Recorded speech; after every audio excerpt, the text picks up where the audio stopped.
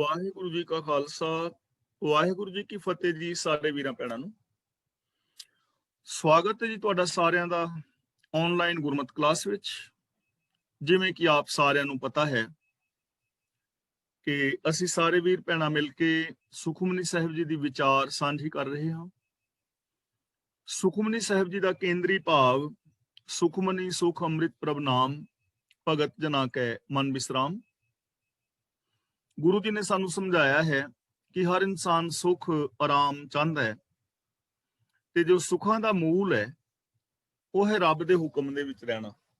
ਸੁੱਖਾਂ ਦੀ ਮਣੀ, ਸੁੱਖਾਂ ਦਾ ਮੂਲ ਰੱਬ ਦਾ ਹੁਕਮ ਹੈ ਤੇ ਰੱਬ ਦੇ ਜੋ ਭਗਤ ਨੇ ਉਹ ਪ੍ਰਭੂ ਦੇ ਹੁਕਮ ਅਨੁਸਾਰ ਜ਼ਿੰਦਗੀ ਜੀਂਦੇ ਨੇ, ਯਾਨੀ ਰੱਬ ਦੀ ਰਜ਼ਾ ਵਿੱਚ ਤੁਰਨਾ ਹੀ ਰੱਬ ਦੀ ਭਗਤੀ ਹੈ। ਤਾਂ ਅਸੀਂ ਕਹਿ ਸਕਦੇ ਹਾਂ ਜਿਹੜਾ ਵੀ ਇਨਸਾਨ ਆਪਣੇ ਜੀਵਨ ਦੇ ਅੰਦਰ ਸੁਖ ਸ਼ਾਂਤੀ ਆਨੰਦ ਖੇੜਾ ਪ੍ਰਸੰਨਤਾ ਚਾਹੁੰਦਾ ਹੈ ਉਹ ਰੱਬੀ ਰਜ਼ਾ ਦੇ ਨਾਲ ਪਿਆਰ ਕਰੇ ਔਰ ਰੱਬੀ ਰਜ਼ਾ ਮੁਤਾਬਕ ਜ਼ਿੰਦਗੀ ਜੀਵੇ। ਆਓ ਅਗਲੀ ਵਿਚਾਰ ਅਸੀਂ ਆਰੰਭ ਕਰੀਏ। ਸੋ ਕਿਉਂ ਬਿਸਰੈ ਜੇ ਕਾਲ ਨਾ ਭਾਨੈ। ਕਾਲ ਦਾ ਮਤਲਬ ਮਿਹਨਤ, ਭਾਨੈ ਦਾ ਮਤਲਬ ਭੰਨਣਾ, ਨਾ ਭਾਨੇ ਦਾ ਮਤਲਬ ਜਿਹੜਾ ਭੰਨਦਾ ਨਹੀਂ, ਅਜਾਈ ਨਹੀਂ ਜਾਣ ਦਿੰਦਾ। ਉਹ ਪ੍ਰਭੂ ਕਿਉਂ ਵਿਸਰ ਜਾਏ, ਉਸ ਪ੍ਰਭੂ ਨੂੰ ਕਿਉਂ ਵਿਸਾਰੀਏ ਜਿਹੜਾ ਕਿ ਸਾਡੀ ਕੀਤੀ ਹੋਈ ਕਾਲ ਨੂੰ ਅਜਾਈ ਨਹੀਂ ਜਾਣ ਦਿੰਦਾ। ਯਾਨੀ ਰੱਬ ਨੂੰ ਯਾਦ ਰੱਖਣਾ ਚਾਹੀਦਾ ਹੈ, ਕਿਉਂਕਿ ਜੋ ਵੀ ਅਸੀਂ ਕਾਲ ਘਾਲਦੇ ਹਾਂ ਰੱਬ ਉਸ ਕਾਲ ਨੂੰ ਅਜਾਈ ਨਹੀਂ ਜਾਣ ਦਿੰਦਾ। ਹਰ ਕਾਲ ਦਾ ਫਲ ਜ਼ਰੂਰ ਮਿਲਦਾ ਹੈ। ਜਿੰਨੀ ਵੀ ਕਾਲ ਘਾਲੋਗੇ, ਜਿੰਨੀ ਵੀ ਕੋਈ ਮਿਹਨਤ ਕਰੇਗਾ ਉਹਦਾ ਫਲ ਉਹਨੂੰ ਰੱਬੀ ਹੁਕਮ ਦੇ ਅੰਦਰ, ਸਿਸਟਮ ਦੇ ਅੰਦਰ ਮਿਲੇਗਾ। ਉਹ ਕਾਲ ਭਾਵੇਂ ਤੁਸੀਂ ਚੰਗੀ ਘਾਲ ਲਓ ਜਾਂ ਬੁਰੀ ਘਾਲ ਲਓ, ਇਹ ਸਾਡੀ ਆਪਣੀ ਮਰਜ਼ੀ ਹੈ। ਜੇ ਬੁਰੀ ਘਾਲ ਘਾਲਾਂਗੇ, ਬੁਰੇ ਕਰਮ ਕਰਾਂਗੇ, ਉਹਨਾਂ ਦਾ ਵੀ ਫਲ ਮਿਲੇਗਾ। ਜੇ ਚੰਗੇ ਕਰਮ ਕਰਾਂਗੇ ਉਹਦਾ ਫਲ ਵੀ ਸਾਨੂੰ ਮਿਲੇਗਾ। ਹੁਣ ਇੱਕ ਬੱਚਾ ਹੈ, ਉਹਨੇ ਕਾਲ ਘਾਲੀ ਕਿ ਉਹ ਸਾਰਾ ਸਾਲ ਮਿਹਨਤ ਕਰਦਾ ਰਿਹਾ ਤੇ ਸਾਲ ਬਾਅਦ ਉਹਨੂੰ ਫਲ ਮਿਲਿਆ ਕਿ ਉਹ ਇਮਤਿਹਾਨਾਂ ਵਿੱਚ ਪਾਸ ਹੋ ਗਿਆ, ਉਹ ਅਗਲੀ ਕਲਾਸ ਦੇ ਵਿੱਚ ਚਲਾ ਗਿਆ ਤੇ ਹੌਲੇ ਹੌਲੇ ਉਹ ਮਿਹਨਤ ਕਰਦਾ ਆਪਣੇ ਮੰਜ਼ਿਲ ਤੇ ਪਹੁੰਚ ਗਿਆ। ਦੂਜਾ ਬੱਚਾ ਹੈ, ਉਹਨੇ ਕਾਲ ਘਾਲੀ, ਫੋਨ ਦੇ ਉੱਤੇ ਗੇਮ ਚਲਾਉਂਦਾ ਰਿਹਾ, WhatsApp ਦੇ ਉੱਤੇ ਲੱਗਾ ਰਿਹਾ, ਤਾਂ ਉਹਨੂੰ ਇਹਦਾ ਫਲ ਮਿਲ ਗਿਆ ਕਿ ਉਹ ਬੱਚਾ ਫੇਲ ਹੋ ਗਿਆ।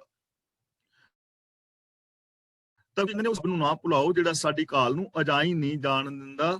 ਯਾਨੀ ਜੇ ਤੁਸੀਂ ਚੰਗੇ ਕਰਮ ਕਰੋਗੇ ਤੇ ਹਰ ਕਰਮ ਦਾ ਫਲ ਤੁਹਾਨੂੰ ਮਿਲੇਗਾ।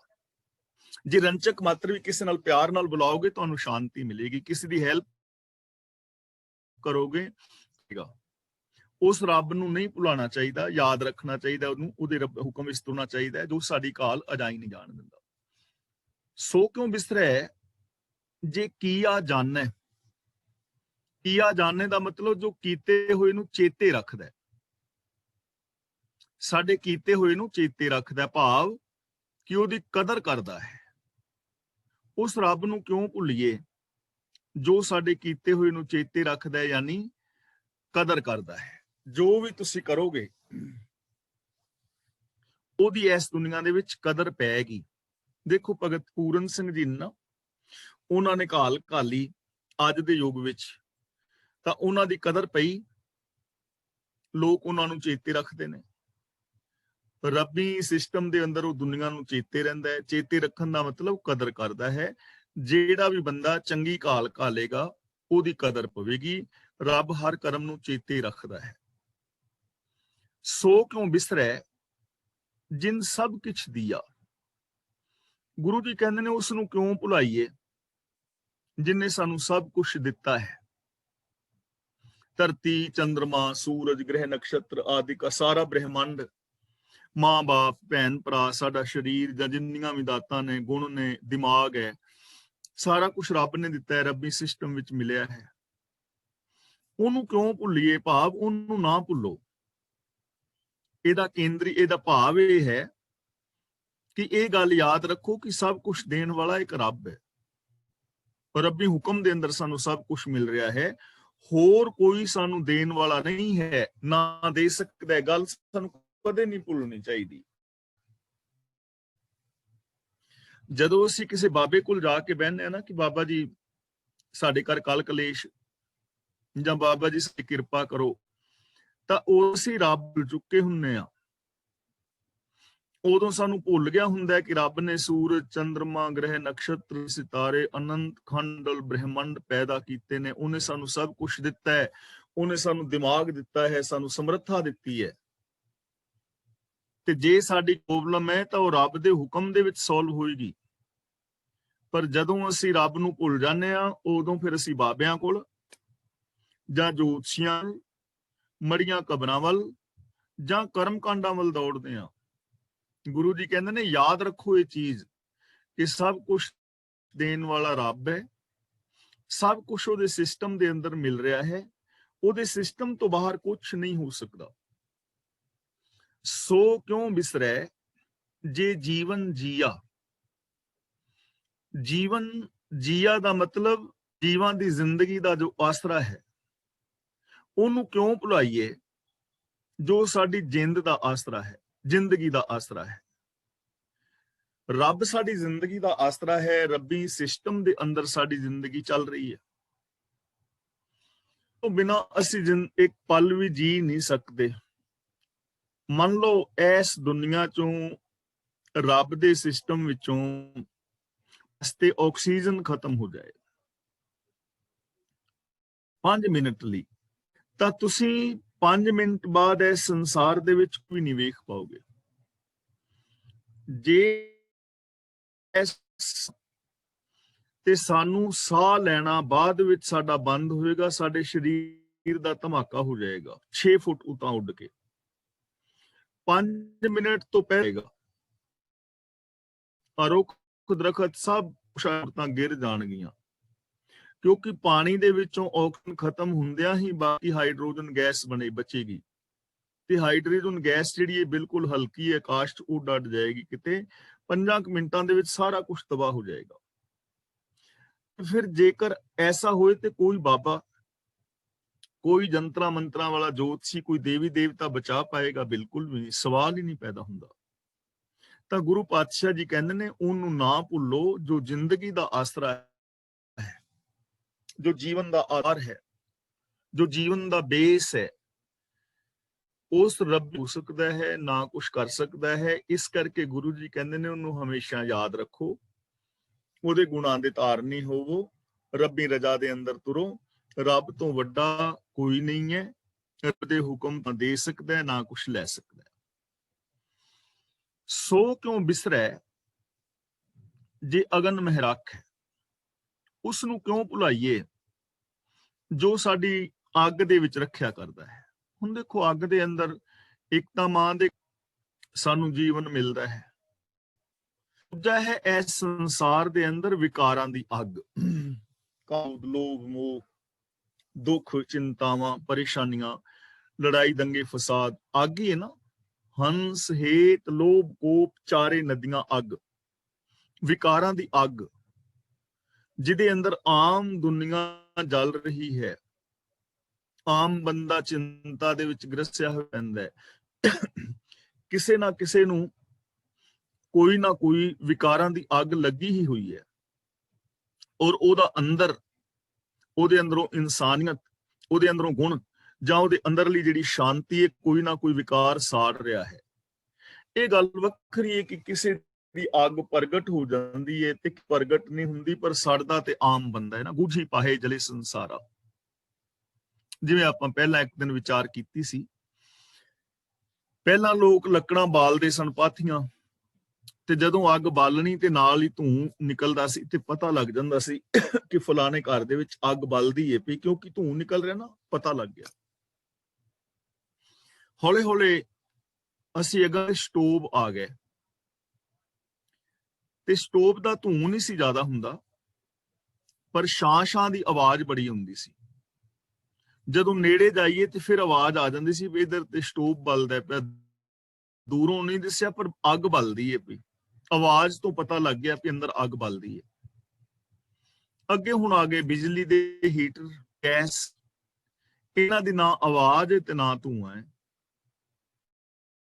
ਪਤਾ ਹੀ ਨਹੀਂ ਲੱਗਦਾ ਵੀ ਇਸ ਘਰ ਵਿੱਚ ਕਿੰਨੀ ਲੇਕਿਨ ਬਲ ਤੇ ਰਹੀਏ ਸਾਰਿਆਂ ਦੇ ਘਰਾਂ ਵਿੱਚ। ਤਾਂ ਕਿਸੇ ਦੀ ਅੱਗ ਜਿਹੜੀ ਹੈ ਛਿਪ ਜਾਂਦੀ ਹੈ, ਕਿਸੇ ਦੀ ਛਪ ਜਾਂਦੀ ਹੈ, ਕਿਸੇ ਦੀ ਬੇਇੱਜ਼ਤੀ ਹੋਈ, ਦੁੱਖ ਹੋਇਆ, ਅਖਬਾਰਾਂ ਛਪ ਗਈਆਂ, ਛਿਪੀ ਰਹਿ ਗਈ। ਆਮ ਜਿਹੜਾ ਬੰਦਾ ਹੈ ਉਹ ਵਿਕਾਰਾਂ ਦੀ ਅੱਗ ਦੇ ਅੰਦਰ ਸੜ ਰਿਹਾ ਹੈ। ਤੇ ਇਹਦਾ ਮਤਲਬ ਇਹ ਵੀ ਨਹੀਂ ਕਿ ਸਾਰੇ ਸੜ ਰਹੇ ਨੇ, ਜਿਹੜੇ ਰੱਬੀ ਰਜਾ ਭਾਣ ਅੱਗ ਤੋਂ ਬਚ ਜਾਂਦੇ ਨੇ। ਇਸ ਲਈ ਗੁਰੂ ਜੀ ਕਹਿੰਦੇ ਨੇ ਉਸ ਰੱਬ ਨੂੰ ਕਦੇ ਵੀ ਨਾ ਭੁਲਾਓ ਜਿਹੜਾ ਸਾਨੂੰ ਵਿਕਾਰਾਂ ਦੀ ਅੱਗ ਤੋਂ ਬਚਾਉਣ ਦੀ ਸਮਰੱਥਾ ਰੱਖਦਾ ਹੈ। ਤੇ ਦੂਜੀ ਸਾਨੂੰ ਇੱਥੋਂ ਇਹ ਚੀਜ਼ ਮਿਲ ਰਹੀ ਹੈ ਕਿ ਜੇ ਵਿਕਾਰਾਂ ਦੀ ਅੱਗ ਤੋਂ, ਦੁੱਖਾਂ ਦੀ ਅੱਗ ਤੋਂ ਬਚਣਾ ਚਾਹੁੰਦੇ ਹੋ ਤੇ ਰੱਬੀ ਗੁਣਾਂ ਨੂੰ ਯਾਦ ਰੱਖੋ, ਹੁਕਮ ਨੂੰ ਯਾਦ ਰੱਖੋ, ਰੱਬ ਦੇ ਗੁਣਾਂ ਦੇ ਧਾਰਨੀ ਹੋਵੋ, ਸੰਤੋਖ ਦੇ ਧਾਰਨੀ ਹੋ ਜਾਓ ਤੇ ਅੱਗ ਤੋਂ ਬਚ ਜਾਓਗੇ। ਤਾਂ ਉਹਨੂੰ ਕਿਉਂ ਭੁਲਾਇਆ ਜਾਏ ਜਿਹੜਾ ਸਾਨੂੰ ਵਿਕਾਰਾਂ ਆਦਿਕ ਦੀ ਅੱਗ ਤੋਂ ਸੜਨ ਤੋਂ ਬਚਾ ਲੈਂਦਾ। ਪ੍ਰਸਾਦ ਕੋ ਬਿਰਲਾ ਲੱਖ ਹੈ, ਪ੍ਰਸਾਦ ਨਹੀਂ ਪੜਨਾ, ਪ੍ਰਸਾਦ ਬੋਲਣਾ ਹੈ। ਪ੍ਰ ਕਰਕੇ ਬੋਲਣਾ ਹੈ, ਪਰ ਨਹੀਂ ਬੋਲਣਾ, ਕਿਉਂਕਿ ਪਰ ਬੋਲਿਆ ਸਾਰਾ ਰਾਰਾ ਬੋਲ ਜਾਂਦਾ ਹੈ, ਪਰ ਸਾਧ ਪੂਰਾ ਰਾਰਾ ਬੋਲੇਗਾ। ਲੇਕਿਨ ਇੱਥੇ ਅੱਧਾ ਰਾਰਾ ਹੈ, ਇਸ ਲਈ ਬੋਲਾਂਗੇ ਪ੍ਰ। ਗੁਰ ਪ੍ਰਸਾਦ ਕੋ ਬਿਰਲਾ ਲੱਖ ਹੈ, ਤਾਹੀਂ ਕੋਈ ਵਿਰਲਾ ਇਸ ਗੱਲ ਨੂੰ ਲੱਖੇ ਦਾ ਮਤਲਬ ਵੇਖਦਾ ਹੈ, ਯਾਨੀ ਸਮਝਦਾ ਹੈ। ਗੁਰੂ ਦੀ ਕਿਰਪਾ ਹੀ ਕੋਈ ਵਿਰਲਾ ਇਸ ਗੱਲ ਨੂੰ ਸਮਝਦਾ ਹੈ। ਸਾਰੇ ਨਹੀਂ ਸਮਝ ਪਾਉਂਦੇ। ਕੋਈ ਗੁਰੂ ਦੀ ਕਿਰਪਾ ਦੇ ਨਾਲ ਵਿਰਲਾ ਸਮਝਦਾ ਕਿ ਰੱਬ ਸਾਨੂੰ ਵਿਕਾਰਾਂ ਤੋਂ ਬਚਾਉਣ ਵਾਲਾ ਹੈ, ਰੱਬ ਸਾਨੂੰ ਸਭ ਕੁਝ ਦੇਣ ਵਾਲਾ ਹੈ, ਉਹ ਸਾਡੀ ਘਾਲ ਕਮਾਈ ਨੂੰ ਅਜਾਈ ਨਹੀਂ ਜਾਣ ਦਿੰਦਾ, ਉਹ ਸਾਡੇ ਹਰ ਕਰਮ ਨੂੰ ਵੇਖ ਰਿਹਾ ਹੈ, ਉਹਦੇ ਹੁਕਮ ਨੂੰ ਬਦਲਿਆ ਨਹੀਂ ਜਾ ਸਕਦਾ, ਉਹਦੀ ਰਜਾ ਭਾਣੇ ਵਿੱਚ ਹੀ ਸਾਰੇ ਸੁੱਖ ਆਰਾਮ ਨੇ। ਇਹਨਾਂ ਗੱਲਾਂ ਨੂੰ ਕੋਈ ਵਿਰਲਾ ਸਮਝਦਾ ਹੈ ਜੋ ਗੁਰੂ ਦੀ ਕਿਰਪਾ ਦਾ ਪਾਤਰ ਬਣਦਾ ਹੈ, ਗੁਰੂ ਦੇ ਗਿਆਨ ਦਾ ਧਾਰਨੀ ਹੈ, ਜੋ ਗੁਰੂ ਤੋਂ ਵੇ ਆਫ ਲਾਈਫ ਸਿੱਖਦਾ ਹੈ, ਗੁਰੂ ਤੋਂ ਜੀਵਨ ਜੀਣ ਦਾ ਢੰਗ ਲੈਂਦਾ ਹੈ, ਗੁਰੂ ਦੇ ਗਿਆਨ ਰਾਹੀਂ ਜੋ ਵਿਚਰਦਾ ਹੈ, ਉਹ ਬੰਦਾ ਇਸ ਗੱਲ ਨੂੰ ਸਮਝ ਲੈਂਦਾ ਹੈ। ਇਸ ਲਈ ਸਾਡੇ ਵਾਸਤੇ ਮੇਨ ਚੀਜ਼ ਜੋ ਹੈ ਉਹ ਬਾਣੀ ਨੂੰ ਪੜ੍ਹ ਕੇ ਸਮਝ ਕੇ ਉਹਦੇ ਮੁਤਾਬਕ ਜ਼ਿੰਦਗੀ ਜੀਣੀ, ਗੁਰੂ ਦੇ ਗਿਆਨ ਮੁਤਾਬਕ ਜ਼ਿੰਦਗੀ ਜੋ ਜੀਂਦਾ ਹੈ ਉਹ ਇਸ ਚੀਜ਼ ਨੂੰ ਸਮਝ ਲੈਂਦਾ ਹੈ। ਸੋ ਕਿਉਂ ਬਿਸਰੈ ਜੇ ਬਿਖ ਤੇ ਕੱਢ ਹੈ, ਬਿਖ ਦਾ ਮਤਲਬ ਜ਼ਹਿਰ। ਉਸ ਅਕਾਲ ਪੁਰਖ ਨੂੰ ਕਿਉਂ ਭੁਲਾਈਏ ਜੋ ਮਾਇਆ ਰੂਪੀ ਜ਼ਹਿਰ ਤੋਂ ਬਚਾਉਂਦਾ ਹੈ। ਹੁਣ ਜ਼ਹਿਰ ਜਿਹੜੀ ਚੀਜ਼ ਖਾਣ ਨਾਲ ਸਾਡੇ ਸਰੀਰ ਦੀ ਮੌਤ ਹੋ ਜਾਏ ਉਹ ਹੋ ਗਿਆ ਜ਼ਹਿਰ, ਤੇ ਜਿਹੜੇ ਕੰਮ ਕਰਨ ਦੇ ਨਾਲ ਸਾਡੀ ਜ਼ਮੀਰ ਮਰ ਜਾਏ, ਇਨਸਾਨੀਅਤ ਮਰ ਜਾਏ, ਗੁਰੂ ਜੀ ਜ਼ਹਿਰ ਕਹਿ ਰਹੇ ਨੇ, ਤੇ ਉਹ ਜ਼ਹਿਰ ਹੈ ਮਾਇਆ। ਤੇ ਮਾਇਆ ਬਾਰੇ ਆਪਾਂ ਰੋਜ਼ ਵਿਚਾਰ ਕਰ ਰਹੇ ਹਾਂ। ਮਾਇਆ ਦਾ ਮਤਲਬ ਪੈਸਾ ਨਹੀਂ ਹੈ, ਮਾਇਆ ਦਾ ਮਤਲਬ ਔਰਤ ਹੈ, ਮਾਇਆ ਸਾਡੀ ਇੱਕ ਸੋਚ ਦਾ, ਇਹ ਮਾਇਆ ਜਿਤ ਹਰ ਮੋਹ ਉਪਜਾਇਆ, ਉਹ ਸੋਚ ਜਿਹੜੀ ਰੱਬ ਦੇ ਨਾਲੋਂ ਸਾਨੂੰ ਤੋੜ ਦਿੰਦੀ ਹੈ, ਇੱਕ ਦੂਜੇ ਨਾਲ ਰੱਬ ਵਰਗਾ ਵਿਹਾਰ ਨਹੀਂ ਕਰਨ ਦਿੰਦੀ। ਸਾਡੀ ਸੋਚ ਹੀ ਹੈ ਨਾ ਕਿ ਅਸੀਂ ਇੱਕ ਦੂਜੇ ਨਾਲ ਰੱਬ ਵਰਗਾ ਪਿਆਰ ਵਿਹਾਰ ਨਹੀਂ ਕਰਦੇ। ਸਾਡੀ ਉਹ ਸੋਚ ਜੋ ਸਾਨੂੰ ਅੰਦਰੋਂ ਹੋਰ ਤੇ ਬਾਹਰੋਂ ਹੋਰ ਬਣਾਉਂਦੀ ਹੈ। ਕਹਿੰਦੇ ਅਸੀਂ ਕੁਛ ਹੋਰ ਆ, ਕਰਦੇ ਕੁਛ ਹੋਰ ਆ, ਕਥਨੀ ਕਰਨੀ ਦੇ ਪੂਰੇ ਨਹੀਂ ਰਹਿੰਦੇ। ਤੇ ਸਾਡੀ ਉਹ ਸੋਚ ਜੋ ਸਾਡੇ ਸੈਲਫਿਸ਼ਨੈਸ ਪੈਦਾ ਕਰਦੀ ਹੈ, ਰੱਬ ਇਸ ਸੋਚ ਤੋਂ ਬਾਹਰ ਹੁੰਦਾ ਹੈ। ਜਦੋਂ ਅਸੀਂ ਰੱਬੀ ਗੁਣਾਂ ਨਾਲ ਜੁੜਦੇ ਹਾਂ ਨਾ, ਰੱਬੀ ਰਜਾ ਦੇ ਨਾਲ ਜੁੜਦੇ ਹਾਂ, ਤਾਂ ਬੰਦਾ ਇਸ ਸੋਚ ਵਿੱਚੋਂ ਬਾਹਰ ਆ ਜਾਂਦਾ ਹੈ। ਫਿਰ ਉਸ ਬੰਦੇ ਦੀ ਆਤਮਿਕ ਮੌਤ ਨਹੀਂ ਹੁੰਦੀ, ਫਿਰ ਉਹਨੂੰ ਸदैਵੀ ਜ਼ਿੰਦਗੀ ਮਿਲਦੀ ਹੈ। ਤਾਂ ਐਸੇ ਰੱਬ ਨੂੰ ਕਿਉਂ ਭੁਲਾਏ ਜਿਹਦੀ ਯਾਦ, ਜਿਹਦੇ ਗੁਣ, ਜਿਹਦੀ ਰਜਾ, ਜਿਹਦੀ ਹੋਣ ਦਾ ਅਹਿਸਾਸ, ਜਿਹਦਾ ਪਿਆਰ ਸਾਨੂੰ ਇਸ ਮਾਇਆ ਦੀ ਜ਼ਹਿਰ ਚੋਂ ਬਾਹਰ ਕੱਢ ਦਿੰਦਾ ਹੈ। ਪਹਿਲੀ ਗੱਲ। ਤੇ ਦੂਜੀ ਗੱਲ ਇਹ ਹੈ ਕਿ ਜਿਹੜਾ ਬੰਦਾ ਇਸ ਸੋਚ ਤੋਂ ਬਾਹਰ ਆਉਣਾ ਚਾਹੁੰਦਾ ਹੈ, ਜੋ ਆਪਣੀ ਸੋਚ ਵਿੱਚ ਵਿਸ਼ਾਲਤਾ ਲਿਆਉਣੀ ਚਾਹੁੰਦਾ ਹੈ, ਜੋ ਰੱਬ ਵਰਗਾ ਹੋਣਾ ਚਾਹੁੰਦਾ ਹੈ, ਰੱਬ ਵਿੱਚ ਮਿਲਣਾ ਚਾਹੁੰਦਾ ਹੈ, ਤਾਂ ਉਹਨੂੰ ਚਾਹੀਦਾ ਹੈ ਯਾਦ ਰੱਖੇ, ਆਪਣੇ ਚੇਤੇ ਵਿੱਚ ਵਸਾਏ, ਮਨ, ਬਚਨ ਔਰ ਕਰਮ ਕਰਕੇ ਰੱਬੀ ਗੁਣਾਂ ਦਾ ਧਾਰਨੀ ਹੋਵੇ। जन्म जन्म का टूटा गंढ है। जन्म का मतलब समा, जन्म जन्म का मतलब जो लंबा समा है, टूटा का मतलब टुटिया होया, गंढ का मतलब गंढ लेंदा है। उस रब नूं क्यों भुलाया जाए जो चिरां तो विछड़े अपने नाल गंढ लेंदा। जन्म जन्म का टूटा का मतलब चिरां तो मान लो मेरी उम्र 62 सी ते मैं 62 साल तो रब नालों टुटिया रहा, सच नालों टुटिया रहा, दया नालों टुटिया रहा, गुरबाणी नालों टुटिया रहा। ਤਾਂ ਹੁਣ ਰੱਬ ਦੇ ਜੇ ਚਰਨਾਂ ਦੀ ਸ਼ਰਨ ਵਿੱਚ ਮੈਂ ਆਵਾਂ ਤਾਂ ਰੱਬ ਨੇ ਇਹ ਥੋੜਾ ਕਹਿਣਾ ਵੀ ਪਹਿਲਾਂ ਤੂੰ 8 ਸਾਲ ਤਾਂ ਤੂੰ ਮੇਰੇ ਨਾਲ ਜੁੜੇਗਾ ਨਾ। ਉਹਨੇ ਇੱਕ ਪਲ ਦੇ ਵਿੱਚ ਹੀ ਗੰਢ ਲੈਣਾ ਹੈ। ਜੇ ਮੈਂ ਚਾਹਾਂ ਸੱਚ ਦੇ ਨਾਲ ਜੁੜਨਾ ਤੇ ਇੱਕ ਪਲ ਵਿੱਚ ਹੀ ਸੱਚ ਨਾਲ ਬੰਦਾ ਜੁੜ ਜਾਂਦਾ ਹੈ, ਇੱਕ ਪਲ ਵਿੱਚ ਹੀ ਦਇਆ ਦੇ ਨਾਲ ਜੁੜ ਜਾਂਦਾ ਹੈ। ਯਾਨੀ ਜੋ ਚਿਰਾਂ ਤੋਂ ਟੁੱਟੇ ਹੋਏ ਨੇ, ਵਿਛੜੇ ਹੋਏ ਨੇ, ਉਹਨਾਂ ਨੂੰ ਆਪਣੇ ਨਾਲ ਗੰਢਣ, ਆਪਣੇ ਨਾਲ ਗੰਢ ਲੈਂਦਾ, ਜੋੜ ਲੈਂਦਾ। ਪਰ ਡਿਪੈਂਡ ਰਹੇਗਾ ਵੀ ਜੁੜਨ ਵਾਲਾ ਜੁੜਨਾ ਚਾਹੁੰਦਾ ਕਿ ਨਹੀਂ ਜੁੜਨਾ ਚਾਹੁੰਦਾ। ਇੱਕ ਬੂੰਦ ਸਮੁੰਦਰ ਦੇ ਵਿੱਚ ਸਮਾ ਕੇ ਜੇ ਸਮੁੰਦਰ ਹੋਣਾ ਚਾਹੇ ਤਾਂ ਸਮੁੰਦਰ ਕਦੇ ਨਹੀਂ ਕਹਿੰਦਾ ਕਿ ਮੈਂ ਇਸ ਬੂੰਦ ਨੂੰ ਆਪਣੇ ਵਿੱਚ ਨਹੀਂ ਸਮਾਨ ਦੇਣਾ। ਇਹ ਬੂੰਦ ਤੇ ਡਿਪੈਂਡ ਕਰੇਗਾ ਕਿ ਬੂੰਦ ਸਮਾਣਾ ਚਾਹੁੰਦੀ ਕਿ ਨਹੀਂ ਸਮਾਣਾ ਚਾਹੁੰਦੀ। ਜਦੋਂ ਬੂੰਦ ਸਮੁੰਦਰ ਦੇ ਅੰਦਰ ਸਮਾਏਗੀ, ਨਾਲ ਦੇ ਨਾਲ ਸਮੁੰਦਰ ਬਣ ਜਾਏਗੀ। ਪਰ ਪ੍ਰੋਬਲਮ ਬੂੰਦ ਦੀ ਆਪਣੀ ਆਈਡੈਂਟੀ ਖਤਮ ਹੋ ਜਾਏਗੀ। ਉਹ ਹੁਣ ਬੂੰਦ ਨਹੀਂ ਰਹੇਗੀ, ਸਮੁੰਦਰ ਹੋ ਜਾਏਗੀ। ਇਸੇ ਤਰ੍ਹਾਂ ਜਦੋਂ ਅਸੀਂ ਰੱਬ ਦੇ ਨਾਲ ਜੁੜਾਂਗੇ, ਰੱਬ ਵਿੱਚ ਸਮਾਵਾਂਗੇ, ਅਸੀਂ ਸਮਾ ਸਕਦੇ ਹਾਂ ਜਦੋਂ ਮਰਜ਼ੀ। ਪਰ ਇਹ ਪ੍ਰੋਬਲਮ ਹੈ, ਸਾਡੀ ਆਪਣੀ ਆਈਡੈਂਟੀ ਖਤਮ ਹੋ ਜਾਏਗੀ ਤੇ ਅਸੀਂ ਆਪਣੀ ਆਈਡੈਂਟੀ ਨੂੰ ਖਤਮ ਨਹੀਂ ਕਰਨਾ ਚਾਹੁੰਦੇ। ਆਪਣੀ ਆਈਡੈਂਟੀ ਨੂੰ ਖਤਮ ਨਹੀਂ ਕਰਨਾ ਚਾਹੁੰਦੇ ਆ। ਜਿਵੇਂ ਜਾਤਾਂ ਪਾਤਾਂ ਨੇ ਅਸੀਂ ਰੋਜ਼ ਵਿਚਾਰ ਕਰਦੇ, ਜਾਤਾਂ ਪਾਤਾਂ ਆਦਿਕ ਨੇ। ਸਾਡੀ ਆਈਡੈਂਟੀ ਬਣੀ ਹੋਈ ਹੈ ਕ੍ਰੋਧ ਵਾਲੀ। ਹੁਣ ਜੇ ਰੱਬ ਦੇ ਅੰਦਰ ਸਮਾਣਾ ਹੈ ਤੇ ਸਾਨੂੰ ਪ੍ਰੇਮ ਵਾਲਾ ਵਤੀਰਾ ਕਰਨਾ ਪੈਣਾ ਤੇ ਅਸੀਂ ਉਹ ਪ੍ਰੇਮ ਵਾਲਾ ਵਤੀਰਾ, ਕ੍ਰੋਧ ਆਪਣਾ ਛੱਡਣਾ ਨਹੀਂ ਚਾਹੁੰਦੇ ਕਿਉਂਕਿ ਸਾਡੀ ਆਈਡੈਂਟੀ ਬਣ ਗਈ ਹੈ। ਅਸੀਂ ਦਇਆ ਕਰ ਸਕਦੇ ਹਾਂ ਪਰ ਸਾਡੀ ਜੋ ਕਠੋਰਤਾ ਵਾਲੀ ਆਈਡੈਂਟੀ ਉਹ ਖਤਮ ਹੋਏਗੀ ਤਾਂ ਅਸੀਂ ਦਇਆ ਦੇ ਵਿੱਚ ਹੋਵਾਂਗੇ ਨਾ।